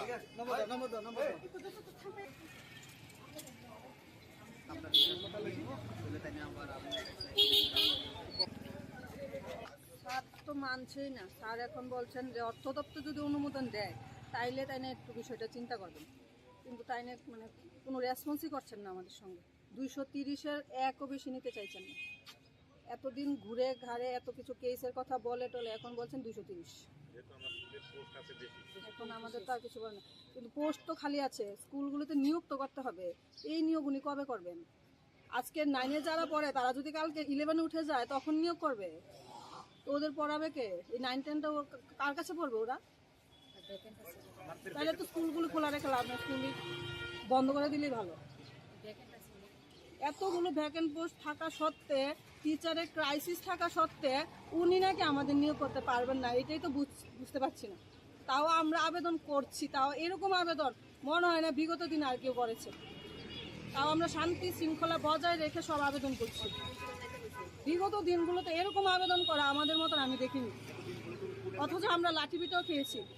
যদিও লাঠিপিটা আমাদের এসটিজিটির জন্য কোনো প্রয়োজন ছিল না, আমরা কোনো নিয়ম কানুন আইন শৃঙ্খলা কোনোদিনও ভঙ্গ করিনি। সবসময় ওনাকে রিকোয়েস্ট মোডেই এসেছি, রিকোয়েস্ট মোডেই কথা বলেছি। আমরা এখানে রিকোয়েস্ট মোডে সবাই দাঁড়িয়েছিলাম। তথাপি যদি উনি আমাদের কোনো সুরাহা না করেন আমাদের আর কিছু বলার নেই। এতদিন তো কোর্টের কথা বললো, কোর্টের কথা বলে আমাদেরকে অ্যাভয়েড করলেন, কিন্তু এখন তো কোর্টের রায়ও দেওয়া হলো, রায়ও দেওয়া হয়েছে যে ইনক্রিজ করে নিতে পারবেন। হ্যাঁ, রায়ও বলা হয়েছে যে না নিতে পারবে, এই রিজার্ভেশন মেনে উনি পোস্ট নিয়ে নিয়োগ করতে পারবেন। ইনক্রিজ করে নিয়োগ করতে পারবেন বলেছে কোর্ট। কিন্তু যদিও কাগজ এখন আমরা পাইনি, কাগজটা পেলে বোঝা যাবে যে সঠিক কী বলা হয়েছে। এখন আমাদের বলেছেন উনি অর্থমন্ত্রীর কাছে যাওয়ার জন্য, অর্থমন্ত্রী স্যার যদি পারমিশন দেয় তাহলে উনি বিষয়টা নিয়ে ভাববেন, তাও ভাববেন বলেছেন। কী হবে আমরা এখনো কিছু বলতে পারছি না।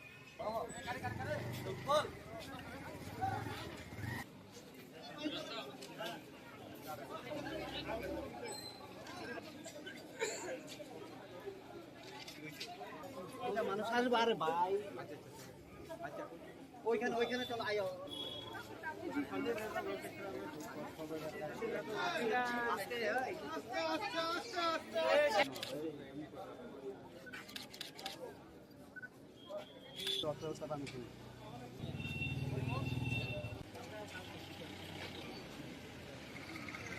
তোমার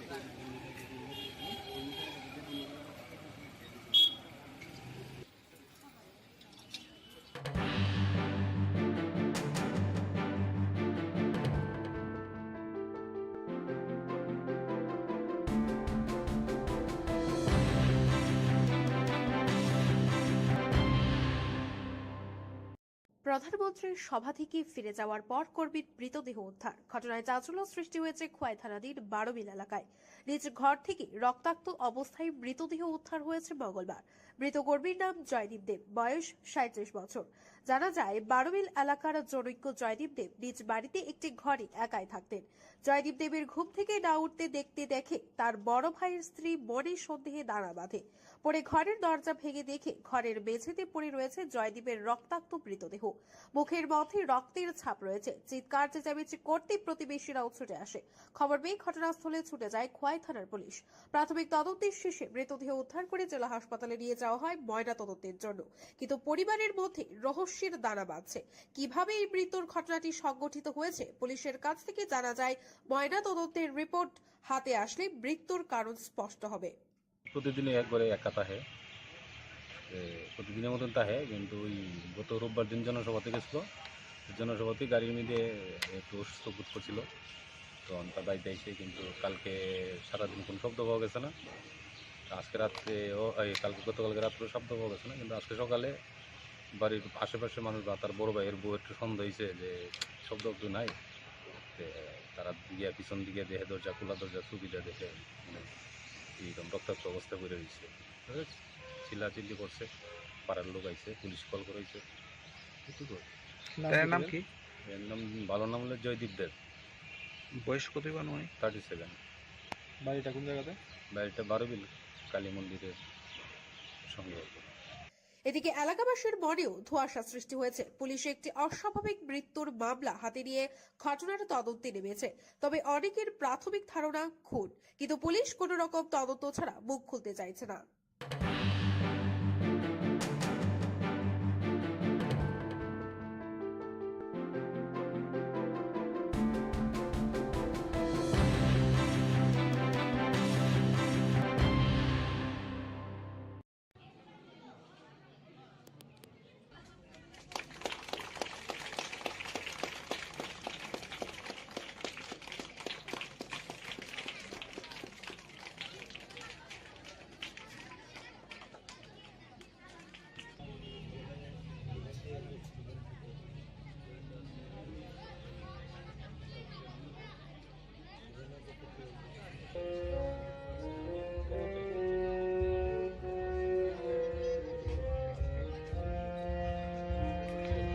ছাত্রছাত্রী নিয়ে ছনের সামলিয়া দোতলার ঘরে যে বিদ্যালয়ের পথ চলা শুরু, সেই বিদ্যালয়টি আজকে দ্বাদশ পরিবেশন করবে বিদ্যালয়ের ছাত্রীবৃন্দ। বিদ্যালয় এর মধ্যে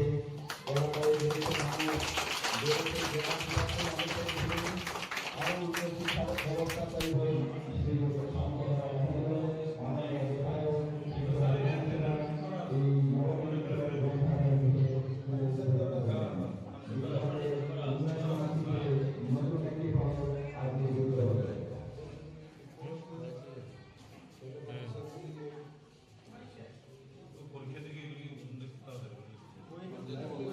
থেকে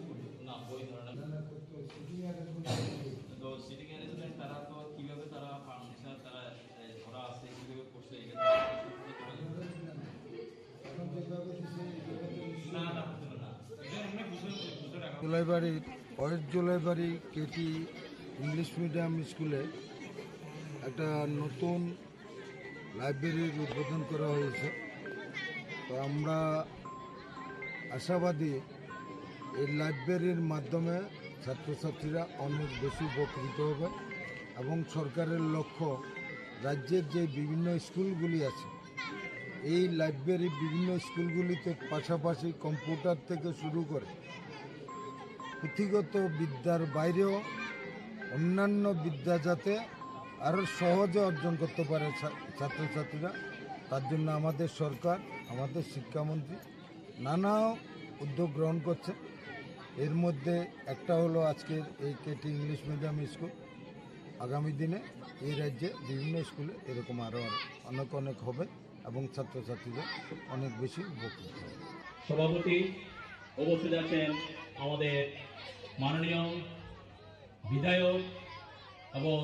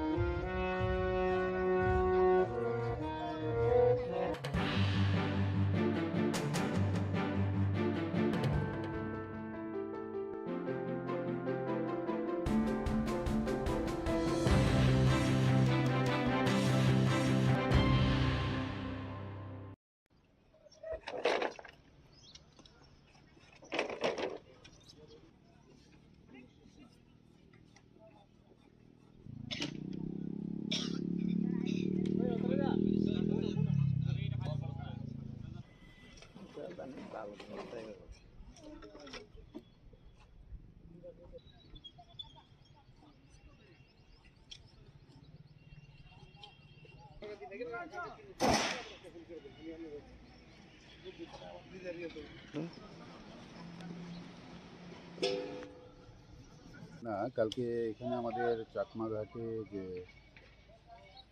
প্রাইমারি রুরাল মার্কেট এই চাকমাঘাটে সেটা উদ্বোধন করবেন আমাদের রাজ্যের মাননীয় মুখ্যমন্ত্রী শ্রী ডক্টর মানিক শাহ মহোদয়। সঙ্গে উপস্থিত থাকবেন আমাদের বিধানসভার মাননীয় চিফ হুইপ তথা এই এলাকার জনপ্রিয় বিধায়িকা শ্রীমতী কল্যাণী রায় মহোদয়া। উপস্থিত থাকবেন ডক্টর অতুল দেববর্মা, এই এলাকার জনপ্রিয় বিধায়ক অর্থাৎ উত্তর কৃষ্ণপুরের জনপ্রিয় বিধায়ক, উনিও উপস্থিত থাকবেন এই প্রোগ্রামে। উপস্থিত থাকবেন জেলা সভাধিপতি শ্রীযুক্ত জয়দেব দেববর্মা মহোদয়। তাছাড়া প্রোগ্রামটি যেটি হচ্ছে এখানে মার্কেট উদ্বোধনের পর এখানে আমাদের অ্যাড্রেস করবেন, পাবলিক অ্যাড্রেস করবেন 5,000 লোকের যারা সুবিধাভোগী আছেন, বিভিন্ন দপ্তরের যারা সুবিধাভোগী এরা এখানে উপস্থিত থাকবেন। মোটামুটি 5,000 লোকের একটা সমাবেশ এখানে উপস্থিতি এখানে থাকবে। তাদেরকে আমাদের মাননীয় মুখ্যমন্ত্রী এবং অন্যান্য যারা ব্যক্তিত্ব, গুরুত্বপূর্ণ ব্যক্তিত্ব এমএলএ এবং চিফ হুইপ ম্যাডাম, ওরা ওদেরকে অ্যাড্রেস করবেন এবং সেখানে ভার্চুয়ালি ইনোগ্রেশন হবে 3টে প্রজেক্টের। একটা হলো আমাদের এগ্রিকালচার ডিপার্টমেন্টের, কৃষি দপ্তরের, কৃষি এবং কৃষক কল্যাণ দপ্তরের ফার্মার্স নলেজ সেন্টার অর্থাৎ কৃষক জ্ঞানার্জন কেন্দ্র যেটা, সেটা আমাদের কৃষ্ণপুরে কৃষক জ্ঞানার্জন কেন্দ্রের ভার্চুয়াল ইনোগ্রেশন হবে। পাশাপাশি দুটো অন্য ডিপার্টমেন্টের অর্থাৎ শিক্ষা দপ্তরের তরফ থেকে উত্তর কৃষ্ণপুর হাই স্কুলের এই 3তলা ত্রিতল বিল্ডিংয়ের একটা উদ্বোধন করবেন ভার্চুয়ালি, এবং ভার্চুয়ালি উদ্বোধন করবেন বিলাইহাম পাড়ার যে রাস্তাটি তৈরি হয়েছে সেই রাস্তাটিরও উদ্বোধন করবেন ভার্চুয়ালি। তো সেই উপলক্ষে এখানে আমরা প্রত্যেকের মধ্যে একটা আগ্রহ এবং উদ্দীপনা সবার মধ্যেই লক্ষ্য করা গেছে। আশা করছি কালকে সবাই এখানে উপস্থিত থাকবেন এবং আমাদের এই সুন্দর প্রোগ্রাম। কোন দপ্তর থেকে এটা আয়োজন করেছে? মূলত 3টে ডিপার্টমেন্ট এখানে জড়িত। তো এগ্রিকালচার এটা মূল দায়িত্ব হিসেবে, কৃষি এবং কৃষক কল্যাণ দপ্তর এটা মূল দায়িত্ব নিয়েছে।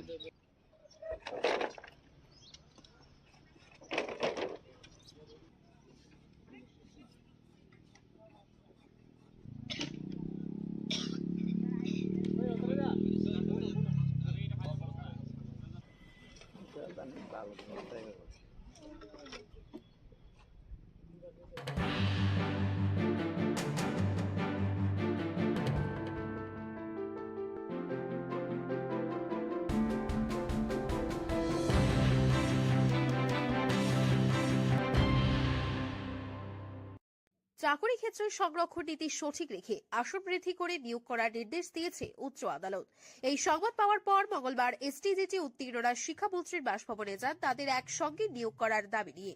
তাদের বক্তব্য ছিল, মামলা চলায় এই নিয়োগ প্রক্রিয়া বন্ধ ছিল, এখন সেই মামলার নিষ্পত্তি ঘটেছে, আর তাই শিক্ষামন্ত্রীর কাছ থেকে এখন সদুত্তর মিলবে বলে আশা ব্যক্ত করেন তারা। এই ক্ষেত্রে 100% নিশ্চিত তাদের সদুত্তর মিলবে সরকারের পক্ষ থেকে। এদিন এক প্রতিনিধি দল শিক্ষামন্ত্রীর সঙ্গে সাক্ষাৎ করে তাদের বক্তব্য, শিক্ষামন্ত্রী তাদের নিয়োগের ক্ষেত্রে কোনো সদুত্তর দেয়নি, উল্টে অর্থ দপ্তরের উপর সিদ্ধান্ত ছেড়েছেন। 230 জনের বেশি নিয়োগ করা সম্ভব নয় বলে জানান শিক্ষামন্ত্রী।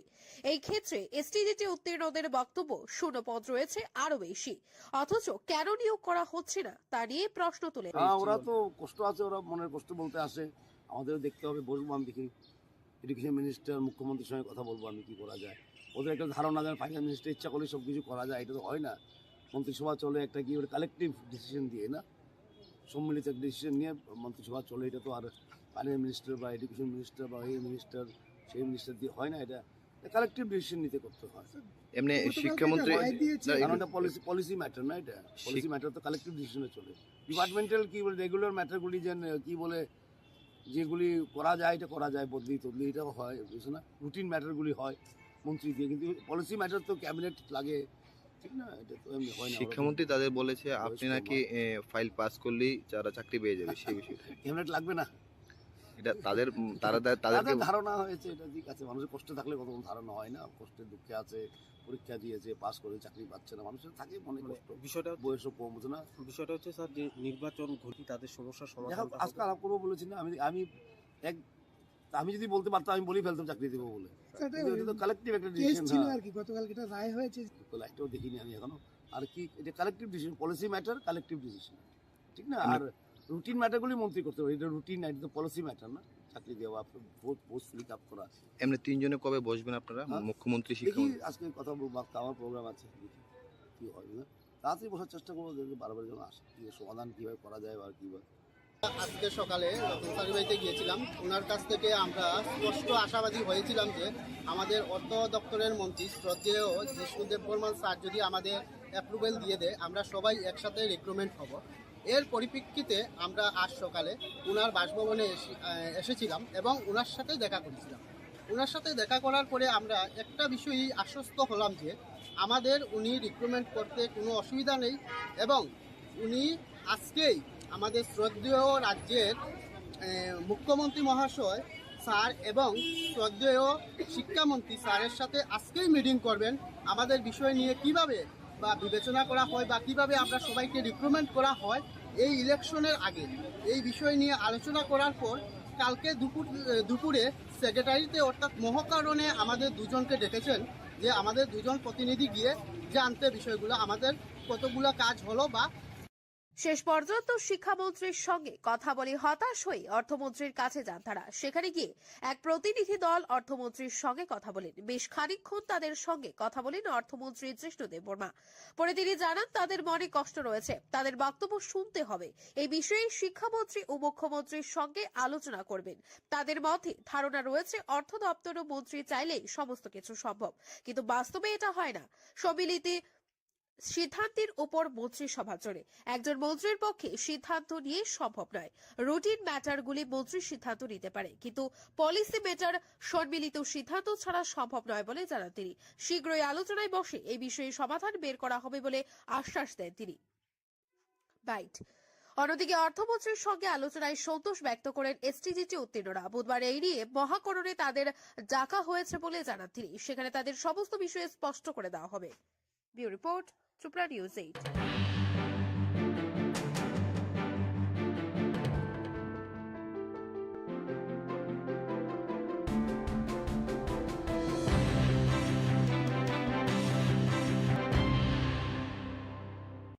চাকরি ক্ষেত্রে সংরক্ষণ নীতি সঠিক রেখে আসন বৃদ্ধি করে নিয়োগ করার নির্দেশ দিয়েছে উচ্চ আদালত। এই সংবাদ পাওয়ার পর মঙ্গলবার এসটিজিটি উত্তীর্ণরা শিক্ষামন্ত্রীর বাসভবনে যান তাদের একসঙ্গে নিয়োগ করার দাবি নিয়ে।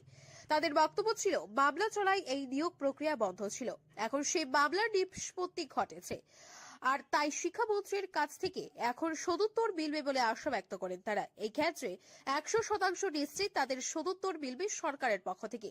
এদিন এক প্রতিনিধি দল শিক্ষামন্ত্রীর সঙ্গে সাক্ষাৎ করে তাদের বক্তব্য, শিক্ষামন্ত্রী তাদের নিয়োগের ক্ষেত্রে কোনো সদুত্তর দেয়নি, উল্টে অর্থ দপ্তরের উপর সিদ্ধান্ত ছেড়েছেন। 230 জনের বেশি নিয়োগ করা সম্ভব নয় বলে জানান শিক্ষামন্ত্রী। এই ক্ষেত্রে এসটিজিটি উত্তীর্ণদের বক্তব্য, শূন্যপদ রয়েছে আরো বেশি, অথচ কেন নিয়োগ করা হচ্ছে না তা নিয়ে প্রশ্ন তুলে। ওরা তো কষ্ট আছে, ওরা মনের কষ্ট বলতে আসে, আমাদেরও দেখতে হবে, বলবো আমি দেখি এডুকেশন মিনিস্টার মুখ্যমন্ত্রীর সঙ্গে কথা বলবো আমি কি করা যায়। ওদের একটা ধারণা দেন ফাইন্যান্স মিনিস্টার ইচ্ছা করলে সব কিছু করা যায়, এটা তো হয় না। মন্ত্রিসভা চলে একটা কি কালেকটিভ ডিসিশন দিয়ে না, সম্মিলিত একটা ডিসিশন নিয়ে মন্ত্রিসভা চলে, এটা তো আর ফাইন্যান্স মিনিস্টার বা এডুকেশন মিনিস্টার বা এই মিনিস্টার সেই মিনিস্টার দিয়ে হয় না, এটা কালেকটিভ ডিসিশন নিতে করতে হয়। এমনি শিক্ষামন্ত্রী কারণ এটা পলিসি ম্যাটার না, এটা পলিসি ম্যাটার তো কালেকটিভ ডিসিশনে চলে। ডিপার্টমেন্টাল কি বলে রেগুলার ম্যাটারগুলি যে কি বলে যেগুলি করা যায় এটা করা যায়, বদলি তদলি এটা হয়, বুঝছো না, রুটিন ম্যাটারগুলি হয় মন্ত্রী দিয়ে, কিন্তু পলিসি ম্যাটার তো ক্যাবিনেট লাগে, ঠিক না, এটা তো এমনি হয় না। শিক্ষামন্ত্রী তাদের বলেছে আপনি নাকি ফাইল পাস করলেই যারা চাকরি পেয়ে যাবে, সেই বিষয়টা ক্যাবিনেট লাগবে না, এটা তাদের ধারণা হয়েছে, এটা ঠিক আছে। মানুষের কষ্ট থাকলে কত ধারণা হয় না, কষ্টের দুঃখে আছে, পরীক্ষা দিয়েছে, পাস করে চাকরি পাচ্ছে না, মানুষের থাকে মনে কষ্ট, বিষয়টা বয়সও কম, বুঝো না। বিষয়টা হচ্ছে স্যার যে নির্বাচন ঘটি তাদের সমস্যার সমাধান আজকে আলাপ করবো বলেছি না, আমি যদি বলতে পারতাম আমি বলেই ফেলতাম চাকরি দেবো বলে, কালেকটিভ একটা ডিসিশন আর কি গতকাল এটা রায় হয়েছে, লাইটটাও দেখিনি আমি এখনো। আর কি এটা collective decision, policy matter collective decision, ঠিক না। আর রুটিন ম্যাটারগুলি মন্ত্রী করতে পারে, এটা রুটিন না, এটা তো পলিসি ম্যাটার না, চাকরি দেওয়া, ভোট পোস্ট ফিল আপ করা। এমনি তিনজনে কবে বসবেন আপনারা, মুখ্যমন্ত্রী, শিক্ষামন্ত্রী? আজকে কথা বলবো, আমার প্রোগ্রাম আছে, দেখি কি হয় না, তাড়াতাড়ি বসার চেষ্টা করবো, বারবার যেন আসে, কি সমাধান কিভাবে করা যায় বা কিভাবে। আজকে সকালে বাড়িতে গিয়েছিলাম, ওনার কাছ থেকে আমরা স্পষ্ট আশাবাদী হয়েছিলাম যে আমাদের অর্থ দপ্তরের মন্ত্রী শ্রদ্ধেয় জিষ্ণুদেব বর্মন স্যার যদি আমাদের অ্যাপ্রুভেল দিয়ে দেয়, আমরা সবাই একসাথে রিক্রুটমেন্ট হব। এর পরিপ্রেক্ষিতে আমরা আজ সকালে ওনার বাসভবনে এসেছিলাম এবং ওনার সাথে দেখা করেছিলাম। ওনার সাথে দেখা করার পরে আমরা একটা বিষয়ই আশ্বস্ত হলাম যে আমাদের উনি রিক্রুটমেন্ট করতে কোনো অসুবিধা নেই, এবং উনি আজকেই আমাদের শ্রদ্ধেয় রাজ্যের মুখ্যমন্ত্রী মহাশয় স্যার এবং শ্রদ্ধেয় শিক্ষামন্ত্রী স্যারের সাথে আজকেই মিটিং করবেন, আমাদের বিষয় নিয়ে কিভাবে বা বিবেচনা করা হয় বা কিভাবে আমরা সবাইকে রিক্রুটমেন্ট করা হয় এই ইলেকশনের আগে, এই বিষয় নিয়ে আলোচনা করার পর কালকে দুপুরে সেক্রেটারিতে অর্থাৎ মহাকারণে আমাদের দুজনকে ডেকেছেন যে আমাদের দুজন প্রতিনিধি গিয়ে জানতে বিষয়গুলো আমাদের কতগুলো কাজ হলো। বা শেষ পর্যন্ত শিক্ষামন্ত্রীর সঙ্গে কথা বলে হতাশ হয়ে অর্থমন্ত্রীর কাছে যান তারা। সেখানে গিয়ে এক প্রতিনিধি দল অর্থমন্ত্রীর সঙ্গে কথা বলেন। বেশ খানিকক্ষণ তাদের সঙ্গে কথা বলেন অর্থমন্ত্রী জিষ্ণুদেব বর্মা। পরে তিনি জানান তাদের মনে কষ্ট রয়েছে, তাদের বক্তব্য শুনতে হবে। এই বিষয়ে শিক্ষামন্ত্রী ও মুখ্যমন্ত্রীর সঙ্গে আলোচনা করবেন। তাদের মধ্যে ধারণা রয়েছে অর্থ দপ্তর ও মন্ত্রী চাইলেই সমস্ত কিছু সম্ভব, কিন্তু বাস্তবে এটা হয় না। সম্মিলিত সিদ্ধান্তের উপর মন্ত্রিসভা চলে, একজন মন্ত্রীর পক্ষে সিদ্ধান্ত নিয়ে সম্ভব নয়। রুটিন ম্যাটারগুলি মন্ত্রী সিদ্ধান্ত নিতে পারে, কিন্তু পলিসি ম্যাটার সম্মিলিত সিদ্ধান্ত ছাড়া সম্ভব নয় বলে জানান তিনি।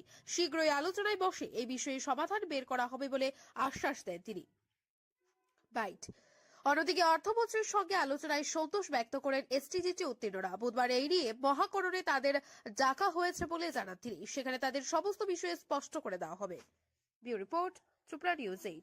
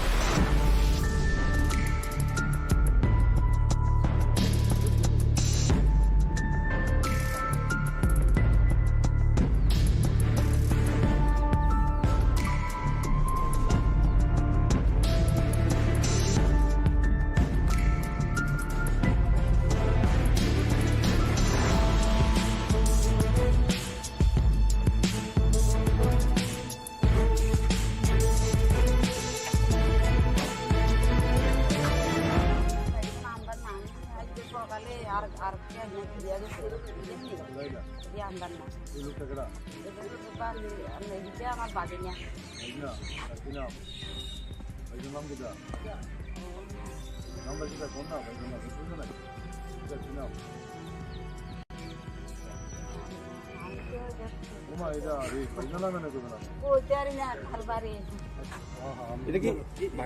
এটা কি আপনার বাড়ি এ বাড়ি এ বাড়িটা আপনার নেই এই মালগুলি কার বাড়িতেছে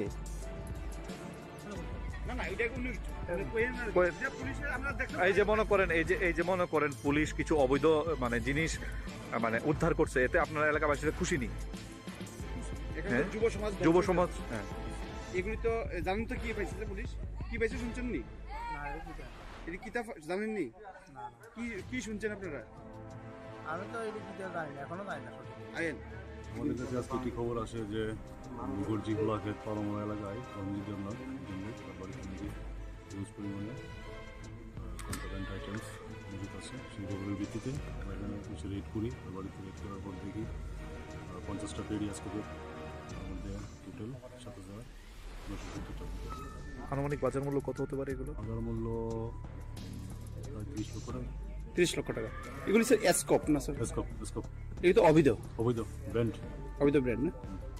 কাউকে গ্রেপ্তার করা এরকম ওকে তো পাইনি, আমরা আমাদের সার্চ কন্টিনিউ চলছে, দেখা যাক তো হবেই।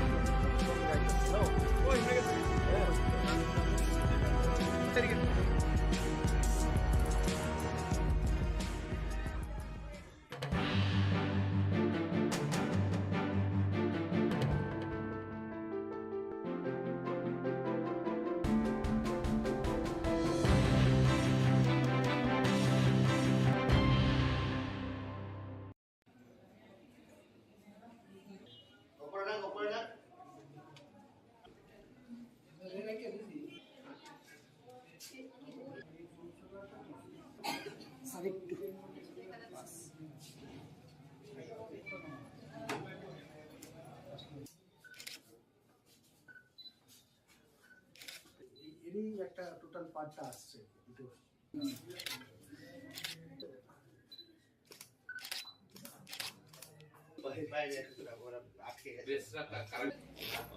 সেখানে বেশ কিছু ডিসিশন হয়েছে।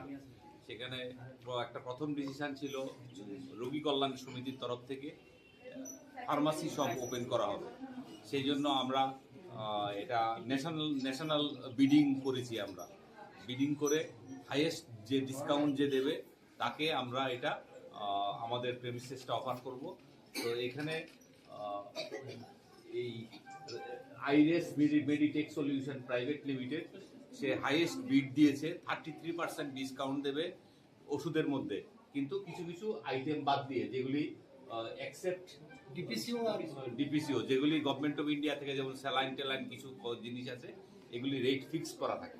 তো এগুলি বাদ দিয়ে বাকি সমস্ত ওষুধের 33% ডিসকাউন্ট দেওয়া হবে 24/7, 24 ঘন্টা এই পরিষেবা থাকে। আমরা জিবিতে প্রথম শুরু করেছি, এখানে এটা শুরু করলাম, আশেপাশে আরও কয়েকটা 2-3টা আমরা বিভিন্ন প্রেমিসেসের মধ্যে করব, যাতে পেশেন্ট পার্টি যারা আছে সস্তা দামে যাতে ওষুধটা পায়। কারণ অন্যান্য বাইরে তো যে ফার্মাসিগুলি আছে কোনো ডিসকাউন্ট দেয় না। তো এখান থেকে 33% ডিসকাউন্ট মানে একটা বিশাল বড় সুবিধা। শুধু রুগী না, বাইরের কেউ যদি যে কোনো পেশেন্ট পার্টি যদি এখান থেকে ওষুধ কিনতে চায় 33% ডিসকাউন্ট থাকবে। আমরা পর্যায়ক্রমে IGM হসপিটাল এবং বিভিন্ন ডিস্ট্রিক্ট হসপিটাল সবগুলিতেই আমরা এই ফার্মাসিগুলি চালু করব, রোগী কল্যাণ সমিতি ফার্মাসি শপ, যাতে পেশেন্টদেরকে স্বল্প দামে ওষুধ দেওয়া যায়। 24 আওয়ার সার্ভিস থাকবে। সমস্ত ওষুধ কি পাওয়া যাবে? সমস্ত ওষুধই এখানে পাওয়া যাবে। এখানে আমরা একটা স্পেসিফিক একটা অর্ডার ইস্যু করা হয়েছে, এখন থেকে জিবিতে জেনেরিক মলিকুলার যে ফর্মুলা, সেই ফর্মুলা দিয়ে প্রেসক্রিপশন করা থাকবে। সেই প্রেসক্রিপশনের এগেনস্টে এখান থেকে ওষুধ পাওয়া যাবে।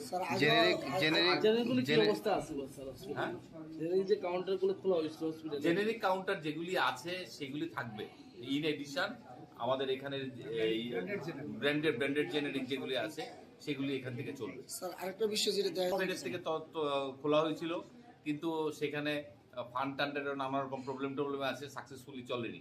সেই জন্য এটা আমরা প্রাইভেটকে আমরা দিয়েছি, এবং যে সবচেয়ে বেশি হাইয়েস্ট ডিসকাউন্ট দেবে তাকেই আমরা এটা অফার করব। কিন্তু দেখা গেছে জেনেরিক মেডিসিনে অনেকগুলো ওষুধই পাওয়া যায়, সব ধরনের ওষুধ এখানে সব ধরনের ওষুধ পাওয়া যাবে।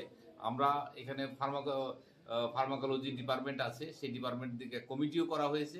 এইচওডি যে আছে সেটাই এখানে মনিটর করবে। আজকে প্রথম দিন, সেই জন্য স্টকটা সেখানে সাফিসিয়েন্ট পরিমাণে আসেনি, কিন্তু রুগীরা যাতে ক্যাশলেস বেনিফিট যাতে পায়। আগে কি হতো, প্রেসক্রিপশন দেওয়া হতো, রোগীরা কিনে নিয়ে আসতো, পরে দিয়ে বিল জমা দিত।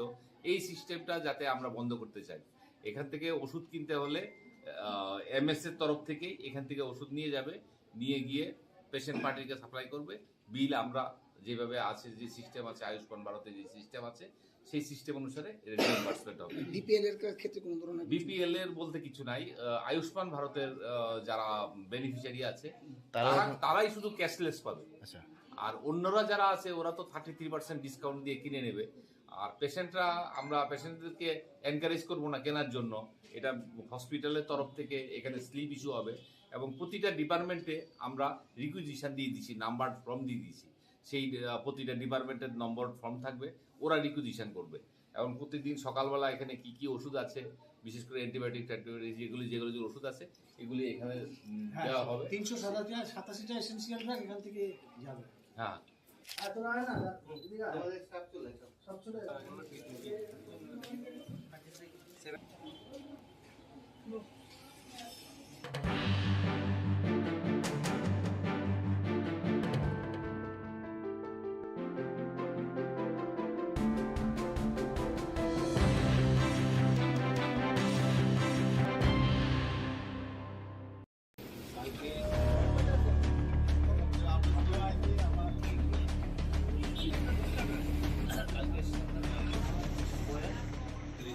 গোপন খবরের ভিত্তিতে সোমবার রাতে Rohit enterprise chemist and druggist শপে হানা দেয় পশ্চিম আগরতলা থানা পুলিশ।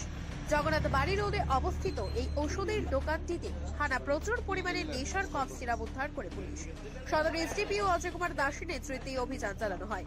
আজ করা হয় দোকান মালিক রতন সাহাকে। জানা যায়, দোকান মালিক রতন সাহা গত 1 বছর যাবৎ নেশার সিরাপ বিক্রি করে আসছিল।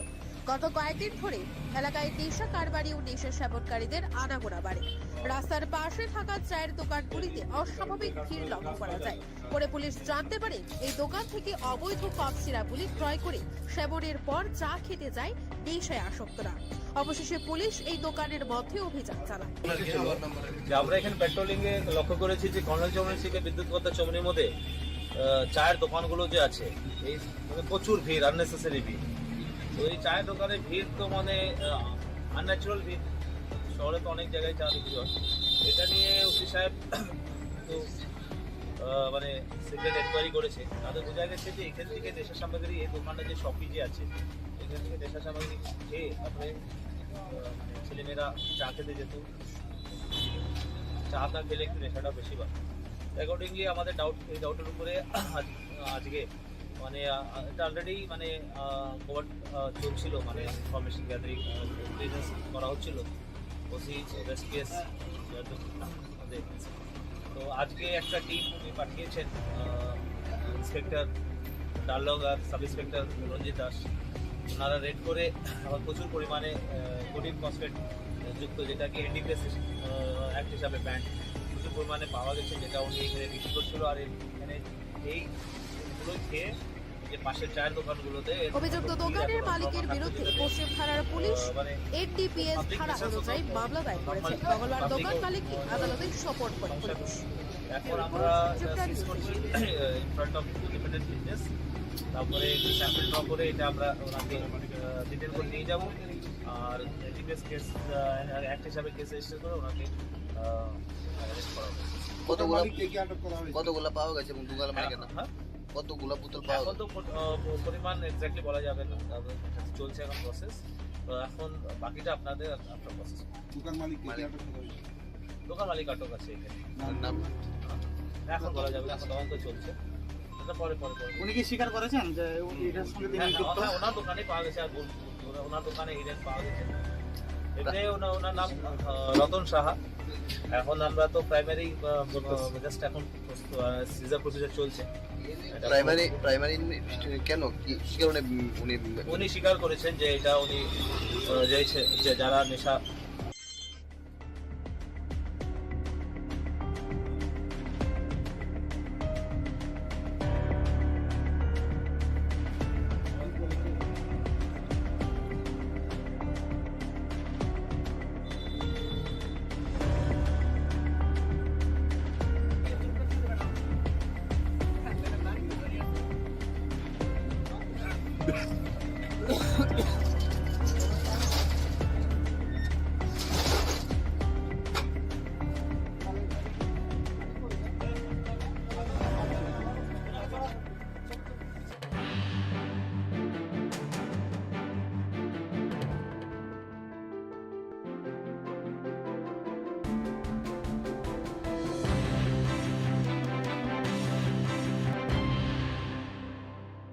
সোমবার সন্ধ্যায় শান্তির বাজারের বগাফা রোড এলাকায় রাজীব পাল নামে এক যুবক শান্তির বাজারের বাসিন্দা রানা দাস, হরিচন্দ দাস ও গোবিন্দ পালকে ছুরি দিয়ে আঘাত করে এতে গুরুতরভাবে আহত হয় তারা। স্থানীয়রা ঘটনা প্রত্যক্ষ করে অভিযুক্ত রাজীব পালকে আটক করে শান্তির বাজার থানার পুলিশকে খবর দেয়। ঘটনার খবর পেয়ে শান্তির বাজার থানার পুলিশ ও দমকল বাহিনীর কর্মীরা ঘটনাস্থলে ছুটে যায়। দমকল বাহিনীর কর্মীরা ঘটনাস্থল থেকে আহতদের উদ্ধার করে শান্তির বাজার জেলা হাসপাতালে নিয়ে যায়। শান্তির বাজার থানার ওসি অনুপম দাস জানান, অভিযুক্ত রাজীব পালকে আটক করা হয়েছে। মঙ্গলবার ধৃত রাজীব পালকে আদালতে সোপর্দ করে পুলিশ। সন্ধ্যা 9টা 9:30 নাগাদ একটা খবর আসে, বাজারে একটা হইচই চলছিল, কেউ একজন ছুরিকাঘাত করেছে কাউকে। সঙ্গে সঙ্গে আমার থানার পুলিশ যায়, গিয়ে একজন যে ইনভলভ রাজীব পাল তাকে আমরা ডিটেন করি। আর সঙ্গে সঙ্গে যে ইনজুর্ড ছিল হরিদাস, রানা দাস এবং গোবিন্দ দাস তাদেরকে ফায়ার সার্ভিস দ্বারা হাসপাতালে রেফার করা হয়, ডিস্ট্রিক্ট হাসপাতাল শান্তিবাজারে। পরবর্তী সময়ে আমরা একটা কমপ্লেন্টের মূলে একটা মামলা নিই, যার মামলা নম্বর হচ্ছে 32/2022। আর আসামি আমাদের হাতেই ডিটেন্ট আছে, আমরা তাকে কালকে আদালতে সোপর্দ করব। আপনারা কি কোনো রিমান্ড চাইবেন না? আমরা দেখি তদন্তে, ওকে এখনো জিজ্ঞাসাবাদ করা যায়নি, ও ম্যান হ্যান্ডেল হয়েছে, তাকে আমরা হাসপাতালে দেখি এবং তাকে জিজ্ঞাসাবাদ করি কি জানা যায়। 10টার দিকে সাডেনলি আমাদের কাছে 3জন পেশেন্ট আসে। 3জন পেশেন্টের মধ্যে একজন রানা দাস, 25 বছর বয়স, পুরুষ, বাবার নাম হরিচরণ দাস, শান্তিবাজার বাড়ি। আরেকজন ওর বাবাই হরিচরণ দাস, বয়স অ্যারাউন্ড 48, বাবা নিহারঞ্জন দাস, শান্তিবাজার। আরেকজন গোবিন্দ পাল, 38 বছর বয়স, পুরুষ। তারা 3জন আসে ইমার্জেন্সিতে। এর মধ্যে রানা দাসের অবস্থা আর হরিচরণ দাসের অবস্থা একটু আশঙ্কাজনক। রানা দাসের মাথায় চোট লাগে, মাথায় আর বুকে। এগুলো আমরা ইমিডিয়েটলি প্রাইমারি স্টিচিং করে এক্স-রে করে তারপর আমরা রেফার করেছি। হরিচরণ দাস, ওনারও একটু বাদিকে বুকের মধ্যে আঘাত লেগেছে, প্লাস ওনার চিনের মধ্যে একটু আঘাত লেগেছে। তো এগুলো আমরা প্রিলিমিনারি প্রাইমারি এইড দিয়ে এক্স-রে করে প্রিলিমিনারি ওষুধপত্র সব দিয়ে আমরা জিবিতে পাঠিয়ে দিয়েছি। গোবিন্দ পালের ইনজুরি বেশি একটা নেই, ওনার নাকে একটু আঘাত লেগেছে। আহতদের মধ্যে রানা দাস ও হরিচরণ দাসের অবস্থা আশঙ্কাজনক হওয়ায় তাদেরকে উন্নত চিকিৎসার জন্য জিবি হাসপাতালে রেফার করে দেওয়া হয়। অপরদিকে আহত গোবিন্দ পাল শান্তির বাজার জেলা হাসপাতালে চিকিৎসাধীন। Bureau report, Tripura news 8।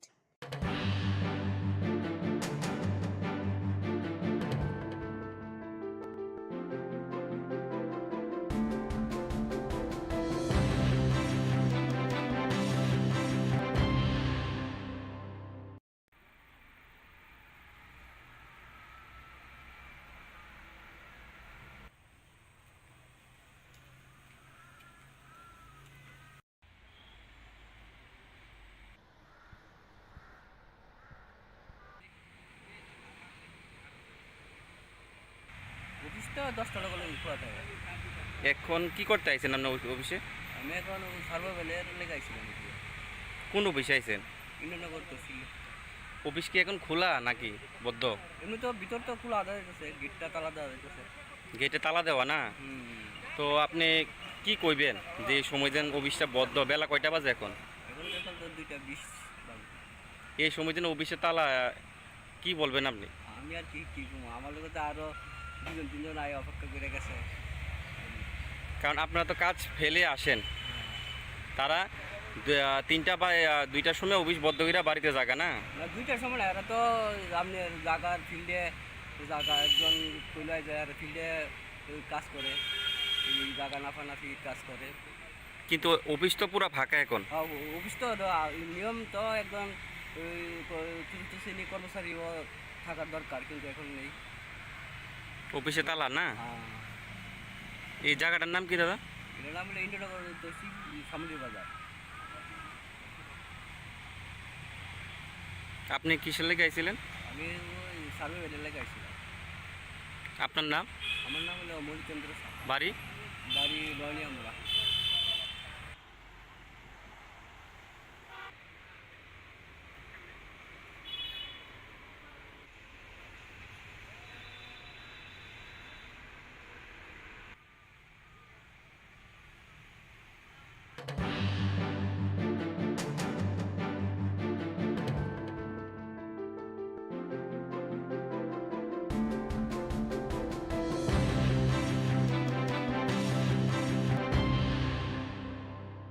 সাত দফা বাড়ির ভিত্তিতে মঙ্গলবার বুনিয়াদী শিক্ষা অধিকর্তার নিকট ডেপুটেশন প্রদান করে অল ত্রিপুরা মাদ্রাসা টিচার্স অ্যাসোসিয়েশন ত্রিপুরার সকল এসপিইএম মাদ্রাসা শিক্ষকদেরকে সমকাজে সমবেতন সহ এই রাজ্যের সমগ্র শিক্ষা শিক্ষকদের ন্যায় সমস্ত সুযোগ সুবিধা প্রদান সহ 7 দফা দাবিতে এই ডেপুটেশন প্রদান করা হয়। রাজ্য কমিটির আহ্বানে এই ডেপুটেশন প্রদান করা হয় বলে জানান অল ত্রিপুরা মাদ্রাসা টিচার্স অ্যাসোসিয়েশনের সহ সভাপতি শাহ আলম। মাদ্রাসার শূন্য পদগুলি পূরণেরও দাবি জানান তিনি। স্টেট কমিটির উদ্যোগে যে 7 দফা দাবি নিয়ে বুনিয়াদী শিক্ষা অধিকর্তার সাথে আমরা ডেপুটেশনে মিলিত হয়েছি। স্যার আমাদের এই দাবিগুলি নিয়ে যথেষ্ট যুক্তিকতা স্বীকার করেছেন। উনি ঊর্ধ্বতন কর্তৃপক্ষের নজরে নেবেন এবং দাবিগুলিকে অত্যন্ত মনোযোগ সহকারে উনি বিবেচনা করবেন বলে আশা দিয়েছেন আমাদেরকে। আমরা অত্যন্ত খুশি স্যারের কাছে আজকে ডেপুটেশন দেওয়াতে। স্যারে এই বিষয়গুলি যত তাড়াতাড়ি সম্ভব ঊর্ধ্বতন কর্তৃপক্ষের নজরে নিয়ে আশু সমস্যা কীভাবে সমাধান করা যায় তার জন্য যথেষ্ট ভূমিকা পালন করবে। তাই আমরা স্যারকেও অভিনন্দন জানাচ্ছি। আমরা আশা করব রাজ্য সরকারও আমাদের জন্য এই মাসের মধ্যে একটা ইতিবাচক সিদ্ধান্ত নেবে। আমরা 100% আশাবাদী। আমরা 7 দফা দাবি, এর মধ্যে আমাদের প্রথম নম্বর যে দাবিটা ইকুয়াল ওয়ার্ক ইকুয়াল পে, মানে সমকাজে সমবেতন দেওয়ার জন্য, এবং 2 নম্বর যে দাবিটা 129টি মাদ্রাসাকে শিক্ষক সহকারে গ্র্যান্টিনেটে নেওয়া। 3 নম্বর দাবিটা আমাদের মাদ্রাসায় ইউজিটি টিচাররা রয়েছে, এর যে স্কুলের মধ্যে যে ইউজিটি টিচাররা রয়েছে, যেহেতু তারা আমাদের স্কিমের বাইরে রয়েছে রাজ্য সরকারের অধীন, তাদেরকে যেন এই রাজ্যে নিয়মিত ইউজিটি টিচারের মতো সমহারে বেতন ভাতা দেওয়া হয়। এবং আমাদের 2.25 একবার আমাদের বাম সরকারের আমলে পেয়েছিলাম, তারপরে আমাদের কাছ থেকে কেটে নিয়েছে।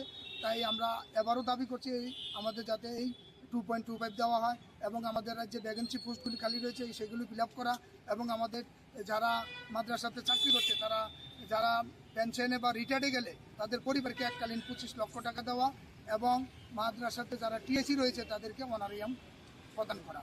এই দাবিগুলি নিয়ে আমরা আজকে বুনিয়াদী শিক্ষা অধিকর্তার নিকট আমরা ডেপুটেশনে মিলিত হয়েছি। স্যার অত্যন্ত গুরুত্ব সহকারে বিষয়টা দেখেছেন।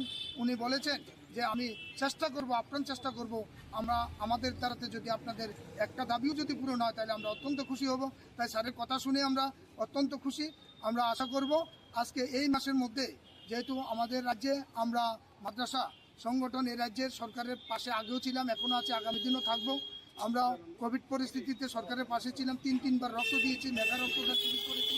আমরা অর্থনৈতিক সংকটের সঙ্গে আমরা কিন্তু 2.5 লক্ষ টাকা মুখ্যমন্ত্রীর ত্রাণ তহবিলে দিয়েছি। বিভিন্ন সামাজিক কাজের সাথে আমরা ইনভলভ ছিলাম। আমরা সরকারের পাশে আছি, আগামী দিনও থাকবো। তাই আমরা আশা করব রাজ্য সরকার আমাদের এই বিষয়গুলি। এদিন 6 সদস্যের এক প্রতিনিধি দল বুনিয়াদী শিক্ষা অধিকর্তা বিভীষণ ভট্টাচার্যের হাতে দাবি সনদ তুলে দেন।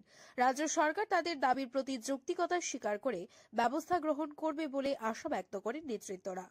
Bureau report, Tripura news 8।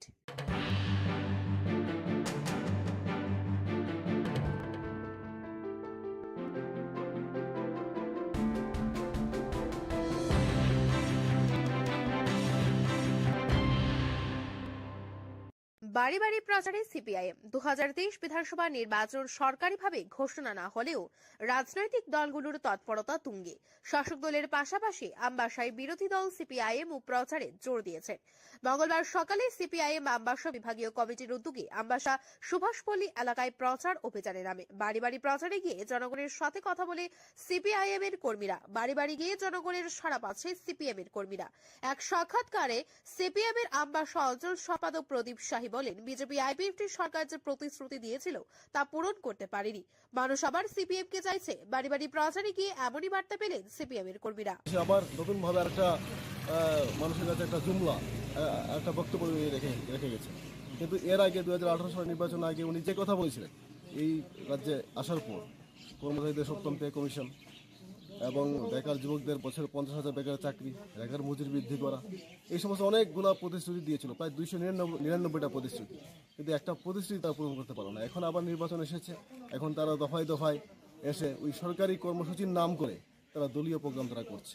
এটা সম্পূর্ণভাবে অন্যায়। আমরা এর তীব্র প্রতিবাদ করছি এবং আমরা বাড়ি বাড়ি যাচ্ছি, মানুষের কাছে আমরা সাড়া পাচ্ছি এবং মানুষই বলছেন যে আপনারা আসুন। সমবেত হয়েছি এবং আমাদের দাবি হচ্ছে মানুষের কাজ, খাদ্য, কর্মসংস্থান ব্যবস্থা করা, বেকার যুবকদের মানুষের গণতান্ত্রিক অধিকার প্রয়োগ করা। এই লক্ষ্যেই আমরা মানুষের বাড়ি বাড়ি যাচ্ছি এবং আমরা লক্ষ্য করেছি এই 57 মাসে এই বিজেপি আইপিএফটি জোট সরকার ক্ষমতায় আসার পর মানুষের কাছে যে প্রতিশ্রুতি দিয়েছিল সেই প্রতিশ্রুতি তারা পূরণ করতে পারলো না, ব্যর্থ, সম্পূর্ণভাবে ব্যর্থ।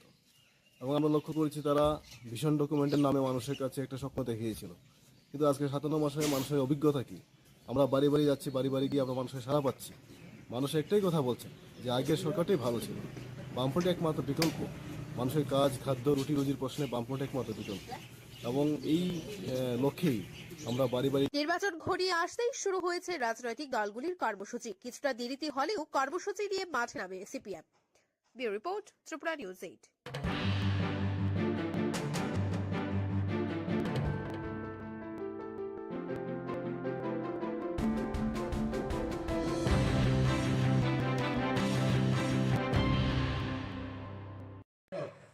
জনা শিক্ষক স্পেশাল 100 টিমস আজ 100 youths ini ore pore ni mathanka tamni bage ore pore inka tamni bage sadagor kole 350,000 tamni bage baksa ngage nogo achujak obodnotei siang nok teni masa sire tapur bukro sung ojere khaipru kebo malaria mandage thuika kebo pais mandaka kebo gastric problem ka kebo jaundice ni thuika 100 জনের 15 জনের চিনি শিকলারক মজাক তাবুক তাকর বুকুরক যে শিকলারক যে বর্ণক চিনি ত্রিপুরাসরক কুনছে বারক ADC আমচাইবলে তঙ্গ ADC আমচাই বুসু জরাতে ADC লো কবি কবিলে চং ফুনুক Sinai হিনাই